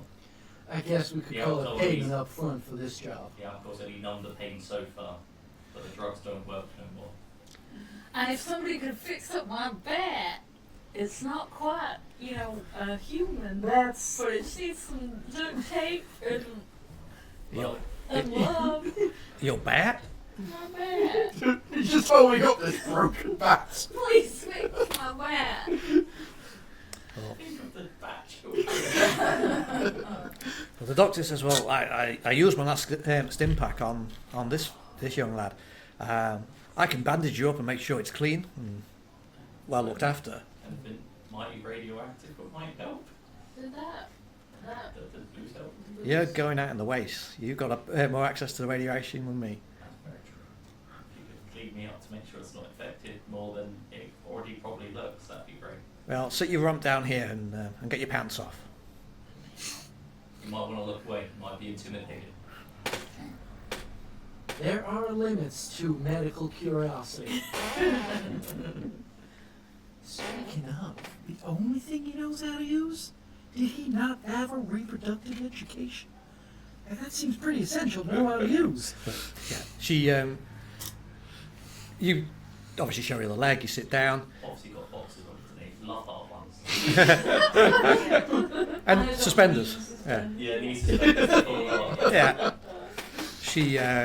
She properly cleans and dresses the wound for you, puts on some fresh bandages, kind of does the best that she can with the tools that she's got. And she's got proper bandages and medical supplies, but just not an actual stim pack. Is anybody in the tip for my bat? Is that not fit my bat? Please, Miss Overseer. Well, Has anyone got some duct tape and I will do the rest of the work? the doctor kind of coughs and she chuckles a little bit, and the mayor kind of says, well, if you wanted to get that bat fixed, I'm sure a bit of Rose could do it for you, but she lives up to the name. Bit of Rose. She seems like my fine gal. I'll just go knit a bit of Rose.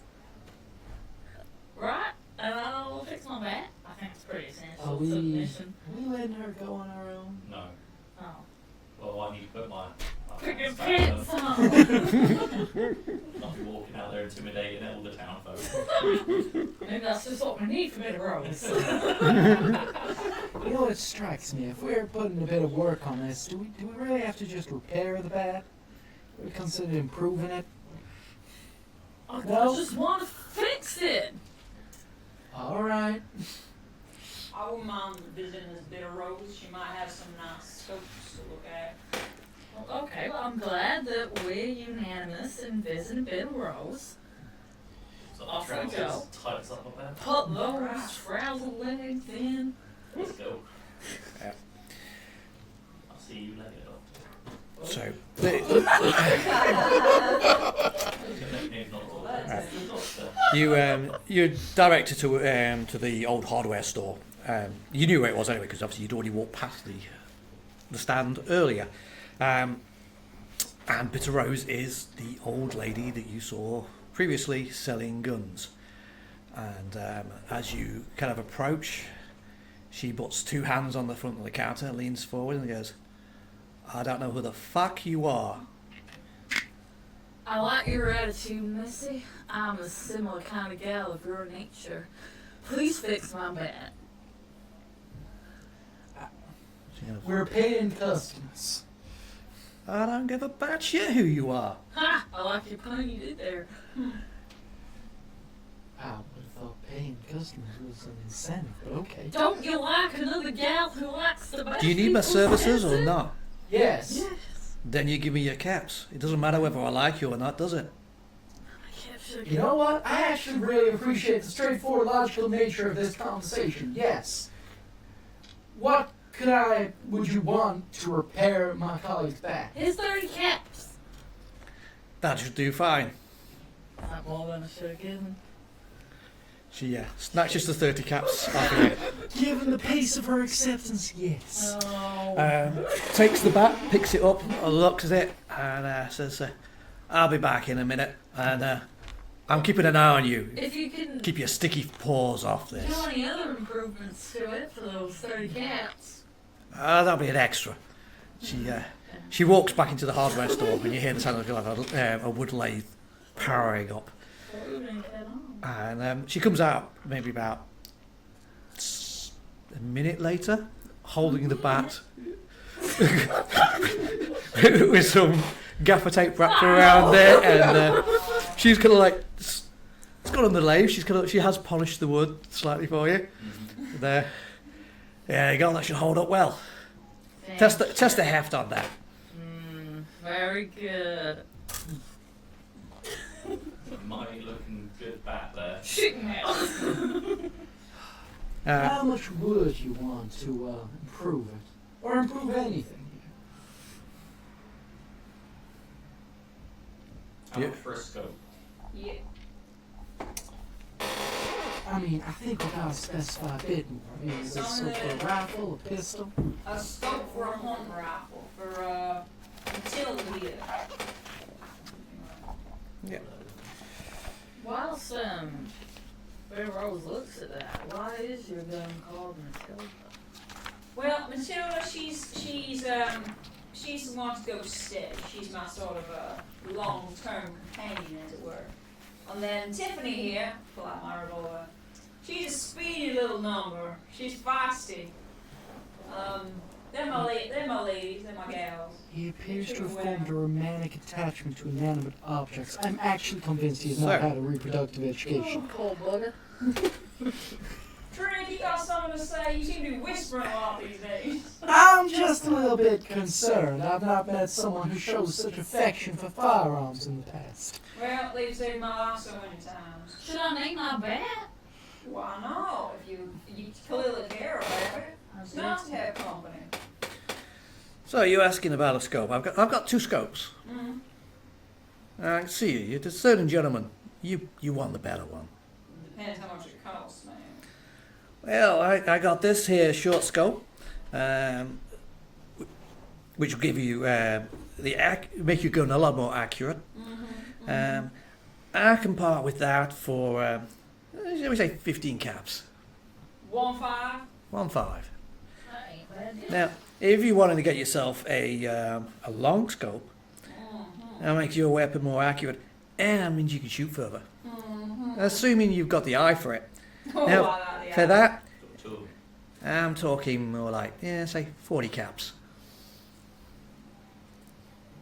So much already. I got mine I can give you.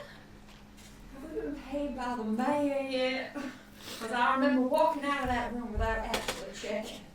You all run out of the room without him getting to the safe. I have 12 Yes, caps. this gunshot's did interrupt the conversation. Yeah. So it's like a timed it. 17 more if you give me some jet. I don't have it. I already gave you my check. And this is now your problem. Yeah, wait on up there. Did you say you're looking for some jet? Maybe. Well, you don't go telling Connors, because they're a right stick in the mud and I can't be done with her frecking and moaning. But I might be able to help you out for a price. The question is how much you need in that jet, boy. Yeah. That's so. I mean, I've got some water. Not the sweet those cats would. Well, I'm also deeply confused.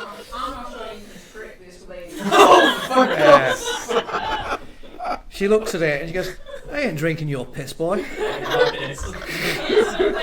technically he's correct. It's not his piss. It's a different rule. You know, for that, my prices have just gone up.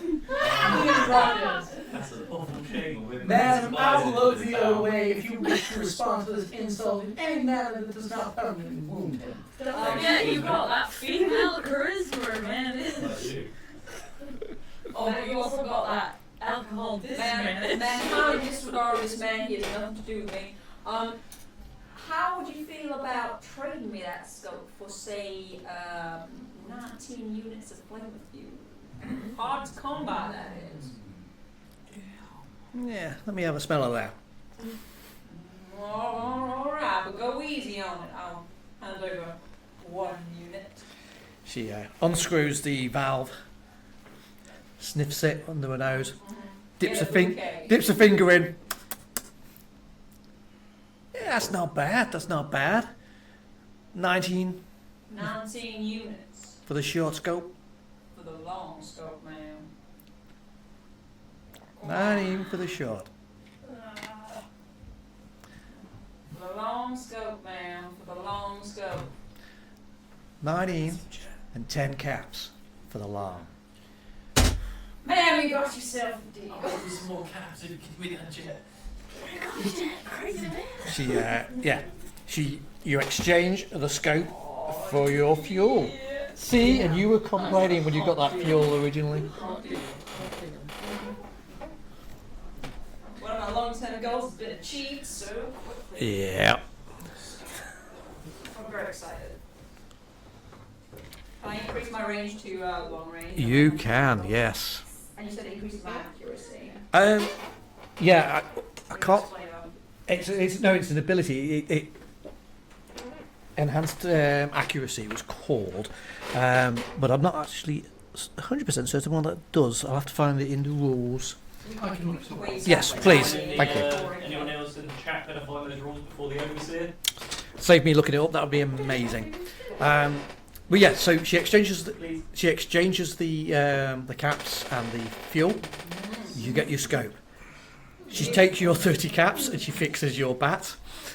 Very nice. I'm happy. Yeah, she again alludes to the fact that she can fix you up with some jet, but it's going to cost you extra. How much is the extra? Nice. Is there anything you're looking for? She kind of smiles at you and she says, I'm always looking, Sonny. You're looking like you're pretty desperate. I can see the little green around the gills.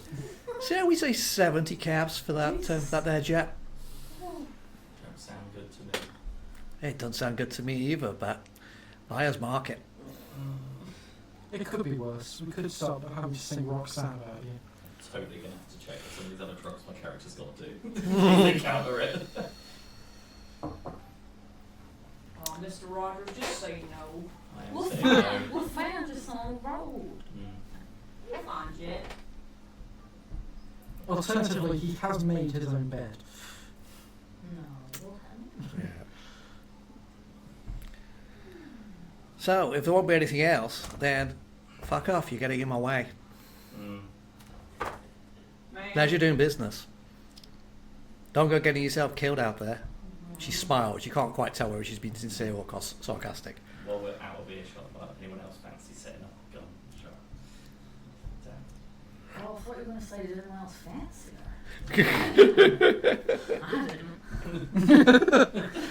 Whoa, that's a That was a very protest. quick, like, defensive tone there. No, I even challenged you.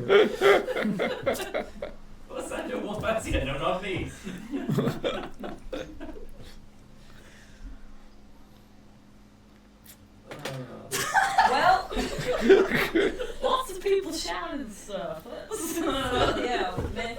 Oops. I'm trying not to follow up with more puns. Leave your plan for our team. You know, if we hadn't burned our caps so inefficiently, I would have appreciated bracketing and perhaps a prism to attach to the end of this rifle, but never mind. Do not have any I was going to say, you can't aim, so that doesn't really help you. I think we're overdue something to eat. I'm going to find the most radioactive food I've got. Nothing. To be fair, I assume it's probably getting on in the day at this So I don't point. have that medal anymore. So, yeah, before we set off, if you're going to start eating, I think I might have to do the same. Yep. Actually, we've got some more out of it, haven't we? How about we pick up that money? I At mean, least one of us should look at cooking. Don't be looking at me. I don't have to do this. yeah, we've got, meat. And I do need to move things on a little bit though. So Yeah, absolutely. How would you say that we picked up the money, please? Because I Yeah, have the only things I would like to skip sort of through quickly are A, retrieving the money, and B, if we're taking it or past, attempt to cook the mole rat meat we have. Yeah. I will take the lead on that, because it's an in-survival roll. it is. Not bad at that. Unless anyone else wishes to be in this kitchen, I guess it's on me. Yeah, no, we'll off on that meat. And as a You know reminder, what, I'll have fun with this, I'll buy an AP off you. What's the worst that can happen? But we have one there! There's one there! no, he's already said it. Ah! Oh, I'm not using it, I'm just buying it. I hope so badly that you're the one who shoots at us. Not me for a change. It's always me. Never mind. One success. Okay. Yeah. So you can cook up your mole rat. Remember, it is 3 units of mole rat meat to make 1 piece of cooked mole rat. I think we can squeeze that between us. Wow, very delicious. How much do you all have? I have nothing. I have no more at meat. I failed that last time we did it. Ah. I've got. Not actually have enough. You might not. I genuinely thought it'd be a one-to-one Nope. exchange. Never mind. That would be a pointless exercise. Apparently we can scrape together. This is why food is scarce. Piece of mole rat. Yep. Yeah. So you benefit except from a slightly fuller stomach. you could essentially cook it up and eat it, but it wouldn't. You need the 3 pieces to actually get the full benefit. Yeah, I'll still do that. Hearty because- meal, in essence. Screw it. It holds on to my iguana. Munch one of my skewers. I have my fancy lad snacks. Okay. I So you- actually can't eat food. You like one of my skewers, but you're only some jet real bad. I assume the 2 portions I can cook up are enough to really share Not out, filthy. even if we don't benefit. Yeah. You won't Mr. benefit from that. Rogers, It's enough to not worry about hunger. Yeah. Okay, cool. if you'll give me one of your It is handled. Have some mole rat. Little as it is. Alright. Thank you very kindly. No, It's I'm not. thin pickings. It gives you no benefits, no increases, but it's It's You've enough for eaten a light something. lunch. yeah. Good. You have your weapons sorted. You've got food. Yeah. We've got our house. We have had a drink at the bar. Yeah. We're Yeah. enough now. So you're heading out. Yep. There is reason not to. Well, there is, all the threats of being shot or cut up. Oh, damn it, I noticed what weapons those people have. So you Yes, yes. set off Yep. out into the wilds. Now you have 2 different routes that you can choose. Obviously, because you spoke to people in the town, they have told you this. You can follow the trails along the raging river, or you can follow the old Preston Fall city road. So you basically go along an old established road, or follow the river and the trails along the banks. There are obviously dangers and benefits to both paths. You also know that this journey is it's about 5 miles away, so it's a couple of hours walk. Either route won't really kind of change the speed because the road is still broken up and chocked with debris. Marcus said the river. I'm inclined to agree. The river is less likely to be ambush-filled as the road. On the other hand, the open road might allow that scope of yours to predict a few of those. Well, yeah, but We'll take the river. yeah, let's take the river. Worst case, something appears, Bash might always be able to just throw it in, That'll work well. and then we can just run. And your dog seems to like swimming, so. Brilliant. So you set off then along the river. It's relatively picturesque. You've got the thick Douglas pines all around here. Snow's covered in the ground. The river kind of, like I say, it's not full on torrent, but it's still white water, like flowing down. Because it's fast flowing water, it's relatively safe in that regard. The forest vegetation is lush and full on, and there is a game trail that kind of follows along the banks of the river that you kind of start picking your way along. Occasionally you see the odd opossum kind of skittering around, or mutant squirrels, or rat squirrels I think they're called, kind of hopping around, but fairly uneventful. I will, however, have a intelligence survival from somebody for making sure you technically go the right way, which is easy because you're following a river, but it's just making sure you know where to turn on and off. Have 3 successes. Awesome. So you can have 2 AP. That's also my ball failure. You used it. No, Oh. I didn't. What you used to. No. Yeah. Oh. You follow the trail for quite some time, and then you eventually come to still all wilderness, but there's along the side of the trail there's like little wooden posts with old rotting rope in between them. So obviously you're kind of close to some type of civilization that once was here, and as the trail kind of, again, still going up the side of Tiger Mountain, there are little dirt stairs, the little wooden slat boards and the metal pins, and it kind of leads you up into an area where you see that there are several large trees, and nestled amongst the trees are old tree houses. But these aren't like the shanty shack type tree houses that you see nowadays. Once you think that they're pre-war, and they were probably once really quite beautiful houses in the trees, but now they're kind of totally collapsed and sagging. The rope walkways between them have all kind of broken apart, and you do kind of vaguely make out an old sign that calls it the Happy Trees. Yeah, it is Happy Tree Trails. Oh, I'm sorry, I should have. And you kind of know that their farm is just off from there, so you kind of you pick your way through that area, just aware of everything that's kind of around you. But eventually you come across a very small little farmstead. There are only like 2 little tiny cabins nestled down into the trees. There are some fields that look like they tend to have been worked, but now they're just barren and plain. But there are some really stunted potatoes that are kind of growing in one patch that still look like they haven't been harvested and have been left. There is, however, the body of a young man laying sprawled in the middle of that field, in a pool of his own blood that's kind of frozen into the snow and the ice.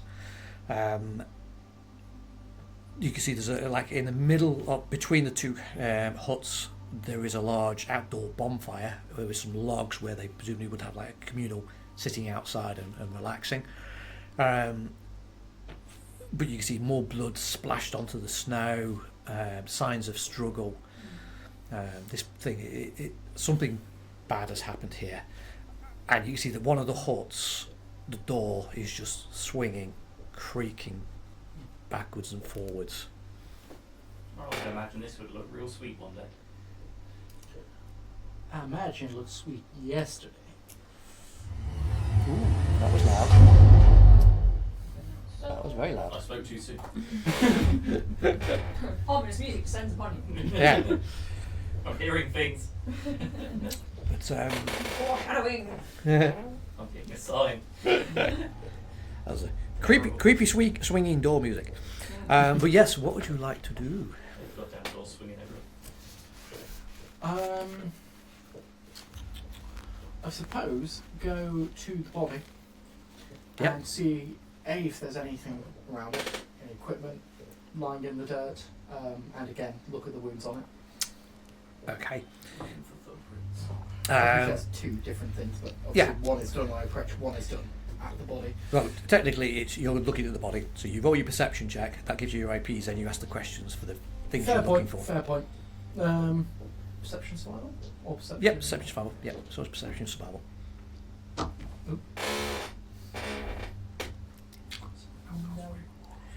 Oh, unless dog meat is helping here.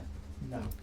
So dog meat will reduce the difficulty by 1. So that'll take it to difficulty 1, 0 task, should I say. So you basically succeed, but you don't get the AP to spend. Yep. So all I can tell you is that it's the body of a young man. The wounds look like they've been caused by a slashing weapon. Yep. Same deal again. Shitties. If anybody else wants to kind of inspect him further, obviously you can. Sure. Not saying you should, I'm just saying you can. See one dead body, you see one. Is there any graffiti around, like there was at the Raider Hotel? I think we noticed on the buildings. Funny you should mention that. Nothing. Yes, on the side of one of the buildings, written in blood, is the word weak. Huh.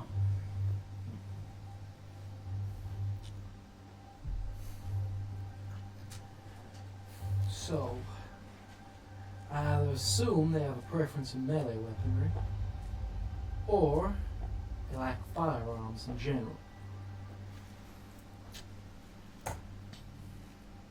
I don't like this. This is exactly what I was afraid was going to happen. These people clearly, it's not just taking out the raiders. They've got some kind of rule set or agenda or something. Unfortunately, I have to agree with your hypothesis at this point.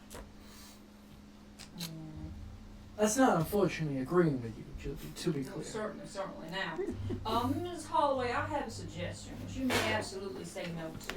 How about I keep my gun trained on that doorway and you go and have a little poke inside, because you are by far and away our most formidable frontline fighter. That ain't no problem to me. I suppose I'll have if you back, that's man, I the promise. strategy, just getting down on one knee, unsheathing the musket, Yeah. and a quick whistle stop me to follow Bash. Okay. Off I go. So I'm just going to look around Jim. I'm going to look for tracks. I'll do the tracks. You can do You a look perception roll legit. then. Yeah. Ooh, that's not too bad actually. That is 2 successes. Okay, you only needed 1, so you've. Glanced out of the cap. Yes, you do find tracks. Say snow, so it's not that difficult to find tracks at all. Take the cat back. In fact, to be fair, you're looking for tracks into snow. That's a difficulty 0 task, so you get 2 AP, so 2 questions you can basically ask. And it takes one away, doesn't it? Yeah. So, what 2 questions do you want to ask, Mr. Rogers? I would like to ask how many tractors are leaving in comparison to those that came. Okay. Technically 2 questions, but I'll do it as 1 because I'm feeling nice. 12 people came, 12 people left. Looks like the same numbers from the first lot. Mm-hmm. This is either a standard unit or the same group. I think I'm going to keep it with 1 so we have another cap in the pool. That's okay. Okay, Follow yep. the caps. Yep. Whilst you're doing that, I believe you were going to the door? No, you were going to the door and you're... Yeah. As soon as I said it, I was like, no, why would you go to the door? You're the sniper. For the sake of argument, do you want the minis on the field for this? No, this is Okay. not the field. Oh, I see. Ooh. Oh. There's only 2 huts, remember? So when we find a gathering of more huts, we go, no, turn away. Run Monster away. gathering. All these mimic houses. Okay. It's a gazebo. Killer gazebo. Blows in. Yeah. So, bash the door. It's just swinging limply. That problem. I'm just gonna carefully open it. Okay. You swing the door open. First thing you're met by is a body that's been strung up by the eaves in a cross formation. Back's been sliced open, rib cage pulled out through the back, folded out like large bloody wings. It's the body of a man in his middle-aged, about late 50s, naked, just brutally killed. And then laying on the floor, off to the side, is the corpse of a woman.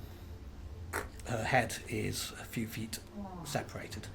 It's okay in here. Everyone's been horribly massacred again. Alright, Like now. rifle back on the It's alright, it's just a scene of brutal slaughter. It seems so unnecessary. Why? Well, nothing for it, I guess. Just wander back over to the field, start digging up crops. If I don't confirm it, I don't know what does. Definitely the same folks. We digging spuds? Is that what we're here for?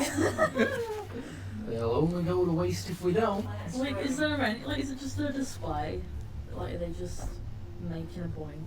Can I double check Can we if tell they any- left anything behind? Yep. Especially anything that's medical. So you can do your perception survival if you're searching for loot. If anybody else is looking for any additional clues or information, you can obviously do that, but tell me what it is you're actually trying to do. But yeah, so as far as you can see, you've got an elderly woman, an elderly man, and a young boy who you assume is Jimmy. No, not Jimmy. Jimmy didn't fall down. I've got 2 successes. 2 successes tell you that unfortunately this place has again been looted. They have. They must be more hooked on this jet stuff at home. That's They've the twist. cleaned They're just it looking out. for a They fix. are that hooked on something. Anyway, yeah, I will. Given A, I expected pick to clean, and to be fair, I assume other people do searching because God, I'm crap at it on my experience so far. I will just focus on harvesting what I can out of the field here. Okay. Can I have a look for a shovel or something? Because I know that we didn't care as much about the raiders, but these just people. Yeah, there's definitely a shovel. It's still actually there's a shovel stuck into one of the turned fields. Like it's still just like stuck in the dirt. For a second. I'm gonna bury these 3 if nobody objects. Oh, we can't leave them like this. It's undignified. I'll help you. Thank you, ma'am. Would that shovel be a good replacement for your back? No, it would not. You say that. So you're searching. You're burying the bodies. In shallow graves. Actually, it sounds like you got roped into helping with the shallow graves. What's Trig doing? Like I said, I am harvesting the field. Oh, sorry, yes, you did. Yeah. Yep. So some time kind of passes. Maybe an hour. Well, actually, it's going to be longer than that. You're digging in hard soil. Several hours pass.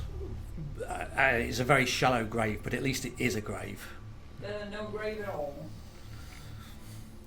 But you are quite exhausted, quite fatigued, to the point that you actually are fatigued. So you have a point of fatigue. My fatigue. You're fatigued as well. Digging in hard soil is hard work. But also, it is good, dutiful work. I'm glad you did that. Thank you. Why do we mark that? That honest work you lot have been doing. Good question. I would like to scour along the tree line to make sure no one is there. Okay, so a bit of a perception roll. We will take. Don't forget, you've got 3 AP in the pot. Yeah, I know, there's a lot of successes here. There'll be 3 successes. 2 successes, sorry. Okay, so only 1 extra AP. So That's okay, because that's what I was just reading up on the Yep. level up that I forgot. So you can increase our AP by 1, inspirational. So you can't see any movement on the tree line. You hear the odd animal hooting or rustling of possible. There's Moving moose. nothing there. But obviously you've gained an AP, so you've got 4 AP technically to ask me questions. This could relate to the tracks you've already seen, the things you're wandering the perimeter basically. There's a lot of assumptions to make here. There's 4 questions. Go on. Well, the obvious question is quite a safe one, but it's an assumption. These footprints have come from the same direction of the river from where the last. I assume that's obvious from seeing Like, them. you though, like to right? understand, so it's They came down from the south, from the north, and then they went up to the north. It's not like they went out of the way to get here, it was just en route. conclusion as they go. No, this farm is Just on. 3 hours away to the farm. Sorry, to the hotel. You travelled west, and you've now gone north from Pine Shores. It's not a triangle. Oh, sorry, right. You've got one set of raiders went up north around the lake, Mm. and another set have gone north from this place. Yeah, got There's it. still a good distance between those 2 points. Their trails could have met further up, Yeah. but they're not forming a perfect triangle. So what my things are there? If all these raiders, they've got to be carrying a lot of stuff. How are they transporting all that stuff? We see all these footprints, but Not a single hoof print. Or wheel trail. assumingly because they were brought up on like a time. You could ask, we didn't ask about Yeah, that. is there any signs of any animal or trader or some sort of thing to carry all the loot? No, there's a broken wagon here, but it doesn't look like they were using it. It looks like they're carrying stuff. But then this is also a small settlement, so there wouldn't have been a lot of stuff to carry.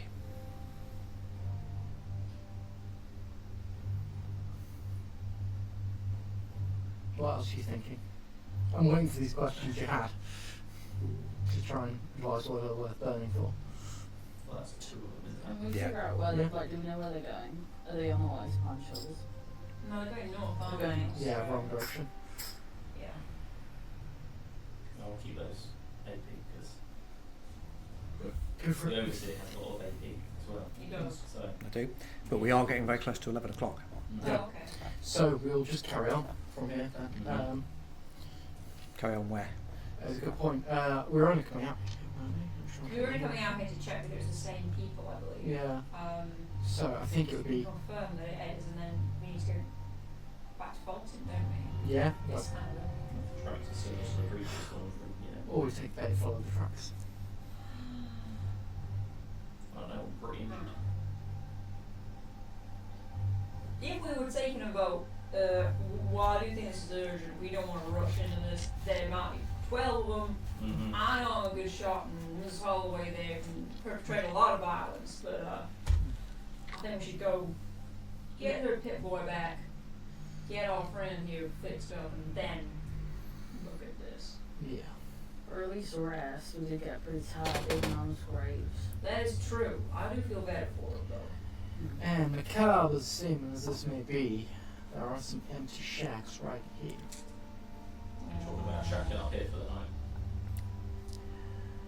A little bit.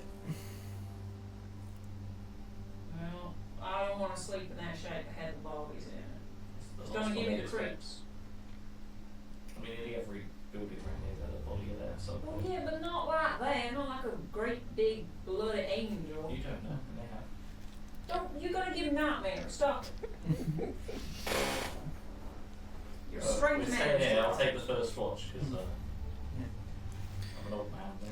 That's- In the circumstance, we are all best taken to one shack anyway. Mhm. Body heat for one and watch rotations for the other. So during your search, because obviously you did say you were searching around, the other shack is clearly the equivalent of a barn.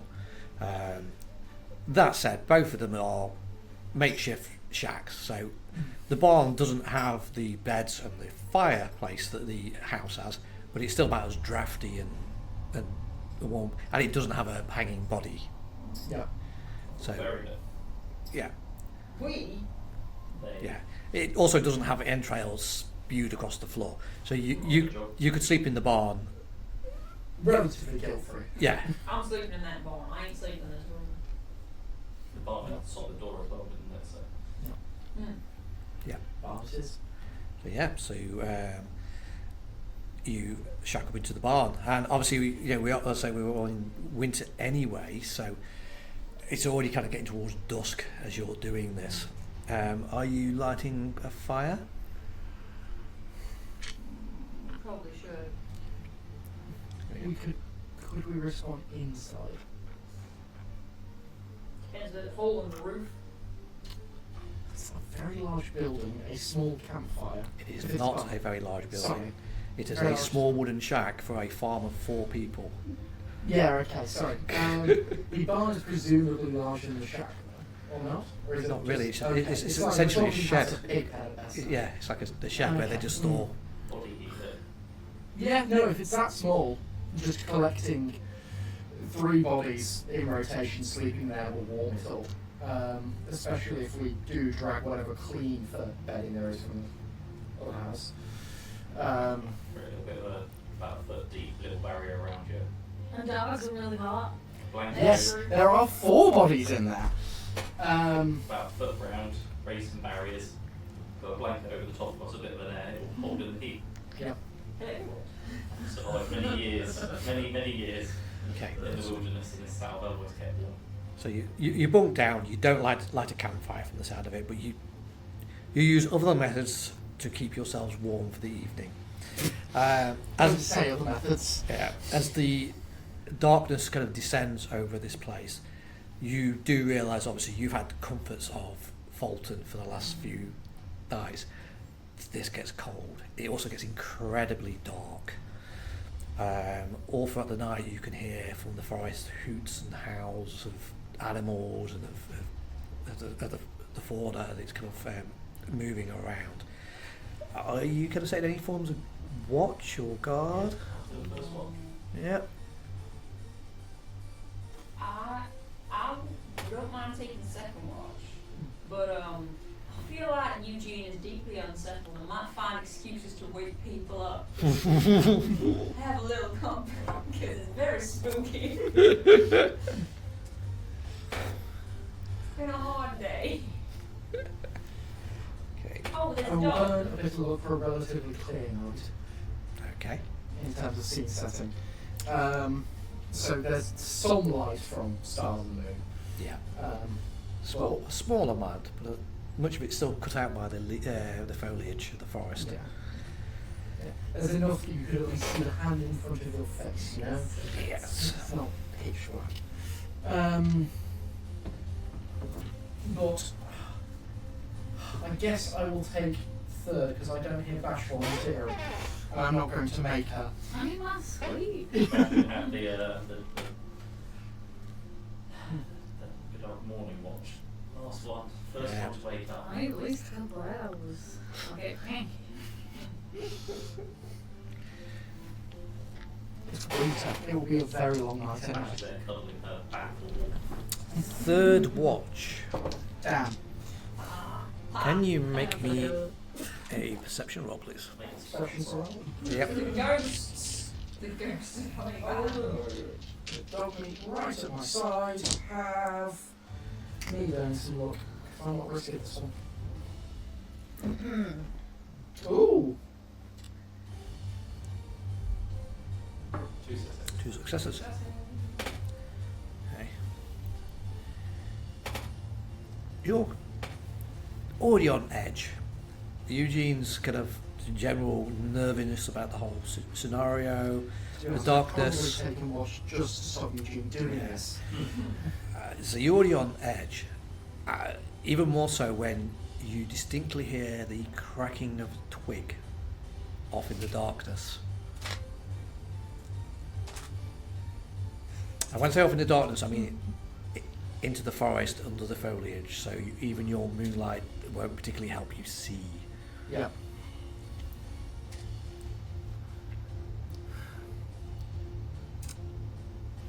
I will, because I'm probably still relatively in the shadow against the house. I will take a few steps, fire my musket into the air, and take a few steps back. As a warning. Okay. The rest of you, I'll let you make perception rolls to see whether that wakes you. Surely. You hear a... Yes, No. yes, I wake up. Yeah. No, I do not. Your snores are louder than that of a laser Yes. musket. If it means anything, that was a complication while I'm asleep. Oh dear. It's the crash sleep. Yeah. Deep sleep. You are fast on. You, however, you fire your shot. Mm-hmm. You suddenly hear a flurry of movement, and in the briefest moment, the moonlight kind of parts the leaves. You see two figures darting away from where you are, further into the forest. Can I make any detail about these figures? Hunt. Okay. I'm asleep. I Go would on, say I'll- not, because it's in the forest. It's just literally there's the moonlight just glinted off something, and you just see a flash of movement. Okay. What the hell? What's happening? I've not had my 5 hours. Come on. I heard something approaching. You heard something. I gave a warning shot and it ran away. Now I don't know if that means it's a creature or if we were being scouted. Well, that was damn stupid. Was it? Well, yeah.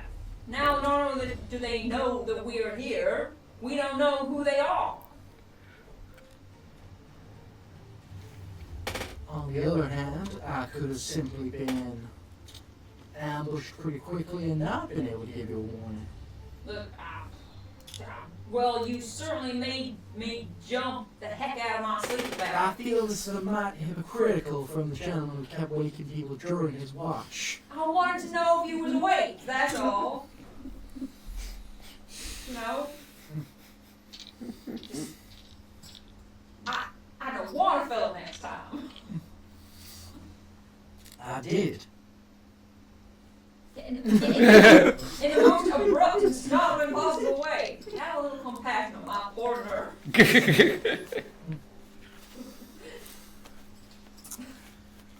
And how turn it to Mrs. Bennett.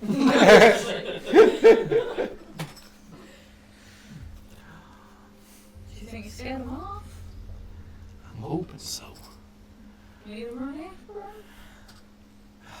If we went out there, we'd be under the tree cover. There is basically no light. We would be working blind. If it's an animal, we would be at a major disadvantage. I go back to sleep now. Yeah, go back to sleep until you're watch. Okay. And I will continue, because I attempted to throw off my position by walking bed for that morning shot. But on rotation of watches, on the basis that if they are people who are scouting to report and come back, did we leave anybody in the other house on the basis of it being unclean? Oh no, it got cold. Yeah. I'm going to have to stick with the shack. Despite the practice. No, my thinking was if there's an ambush, I'm better off being, unexpectedly in the other building. But it's not worth freezing to death for such a plan. But, no, you bought pretty much everything you could to keep warm in the barn. Yeah. From the way you were describing it earlier. Yeah. So in which case, the rest of your watch seems to pass without event, although you are obviously on edge. Mm. Bash, when you watch, nothing seems to happen. I'm grumpy as hell. As the sun rises, there's a thick mist that's filled and just flitters through the trees. Sunlight kind of is piercing down, but the mist is obviously diffusing that, so you can literally see maybe about a metre in front of you. And there is a freezing cold chill in the air. There's that kind of wet sleet is starting to come down. What would you like to do? Oh, a beautiful night sleep. Except for a mighty bit of a pain in the head. With your complications, you've definitely got a crick in your neck. Yeah. It's in my leg, actually. If there were scouts in the night, I advise we gather what sheets we can around us and move quickly. Scouts. There was movement during my watch. I don't know how the hell you slept through it when I gave them a warning shot, but... Really strong drink earlier on. Yeah, not to mention everything else. But honestly, if anyone's coming back, I advise we travel now, simply because it'll be harder for them to spot us. Mr. Rogers, you, by the way, are feeling a hankering when you wake up. Mm-hmm. If you do not take a dose, It's fine. I say if you don't take a dose, you are taking the penalties. I'm just explaining the situation that he sat there just going... I've been making it as though I've had the penalties this whole time, so Yeah. it's all good. I'll just turbo up if I see something. But I'm just pulling sheets about myself so I point out we are better off travelling through the fog. The place is creeping me out. We should get out of here.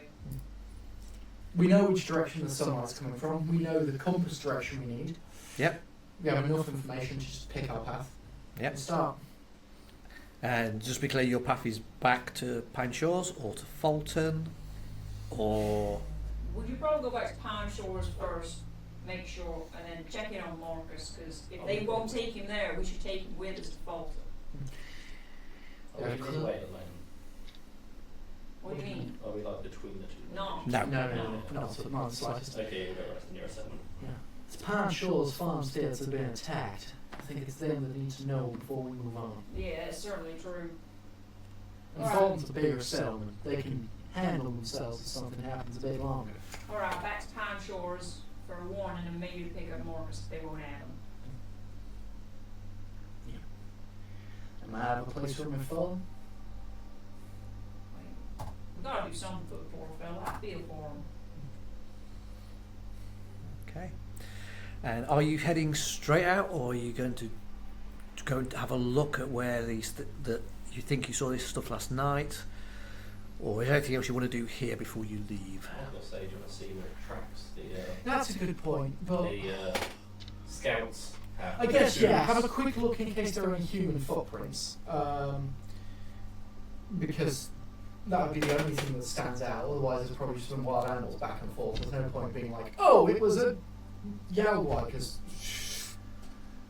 might mean nothing. Let's have a perception roll.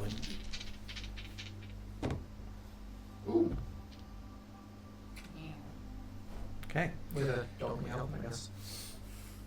So, the things I will tell you is, A, there are 2 sets of boot prints, Mm-hmm. definitely humanoid.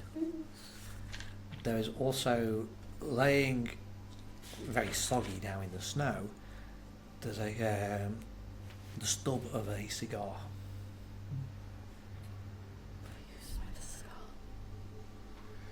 I will point these things out. Who smokes a cigar? I know, we're going to waste it. No, It's a stub. It's the bit that's... Where's somebody smoked one? The mayor of Pine Shores did. That's true. I say the mayor's obviously followed you and been watching it. That's clearly what it was. This might not be discernible, but are they the same kind of tracks? Like, is the footwear correct? Just use that thing. Yes, got I was pointing out as a question worth burning AP on. Spending AP on it. Conceivably, yes. Okay, alright. Weird that they got cigars. Otherwise, they seem like a primitive kind of culture. Tobacco smoking was practiced by primitive cultures before the war. I'll take your word for it, Mr. History Man. Besides, it doesn't exactly take advanced technology to raid a cigar. Is it the same cigars as the mayor? I think it's a bit hypocritical to criticize weakness in others and then also smoke cigars. That's all I'm saying. I never used to smoke cigars before the war. Mr. Rogers, I know that is nonsense. your jet. That's simply Stealing refuted. your jet. That is refuted by the simple fact that while there being an industry that produced them, if no one was smoking them. I said I didn't smoke. Oh, sorry, I thought you said nobody. I didn't. Wow. Sorry, it's first thing in the morning. I You're have really not, mighty good for a ghoul. I have not broken the nightly fast. We're also cranky. Yes. Look, clearly we had company in the night. I reiterate my suggestion: we move quickly. Hey, I'm all for that. Let's scoot. We skedaddle. Yeah. You skedaddle back to Pine Shores. And since it is also almost 11 o'clock, we're like a couple of minutes off, this is a good point to leave it with you arriving back at Pine Shores. Well, I'll rephrase that, setting off to arrive back at Pine Shores. So we can pick the rest of this adventure up next week. Nobody died. Yeah, nobody died. No, Oh, except, that family. yeah, Is you know, family. other than them, and any other farms that you may or may not have found yet, but nobody else died. It's relevant or I've important. seen anyone die. Mm-hmm. Exactly. But yes, thank you all for watching, and I hope people have enjoyed it. Obviously, next week we will be back, and we will dig into more about who are these people in the red cloaks and the painted faces. And obviously, we apologise for the sound issues before the install. No, afterwards it's been better. Yes, definitely. Don't forget tomorrow that we will be doing a live stream on this channel as well, going over the artwork of our stream. Yes, and we've had a few different ideas about what we've been talking about on that. So one of them is we may be getting a picture of Mayor Langley, which was the mayor of Fulton.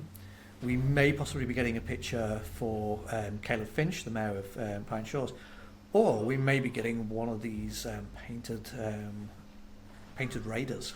What have you done, though, Jedi? All of which will be very exciting to. Suggestions from the chat will be appreciated, I suppose.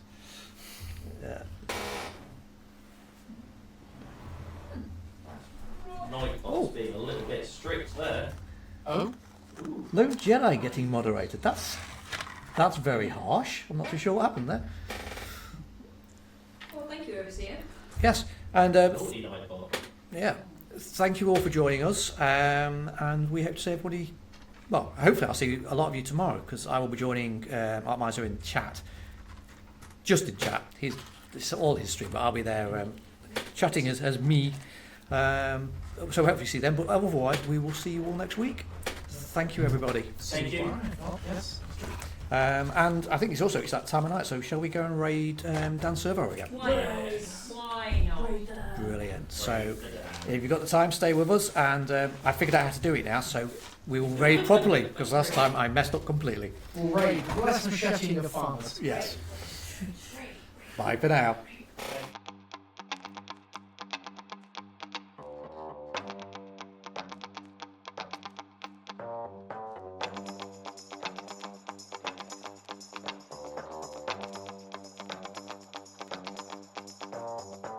There she goes with a sparkle in her eye.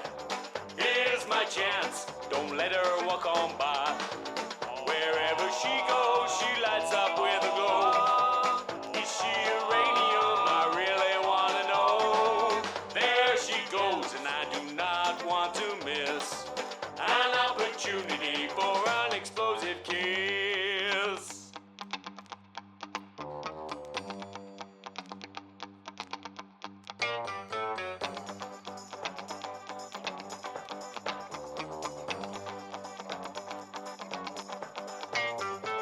There she goes again, heading out the door. I stop and hold her tight, I know she wants some more. Her eyes are burning deep into my soul. Her radiant smile sends me out of control. It's romantic moments I do not want to miss. And when I squeeze her, it's explosive when we kiss.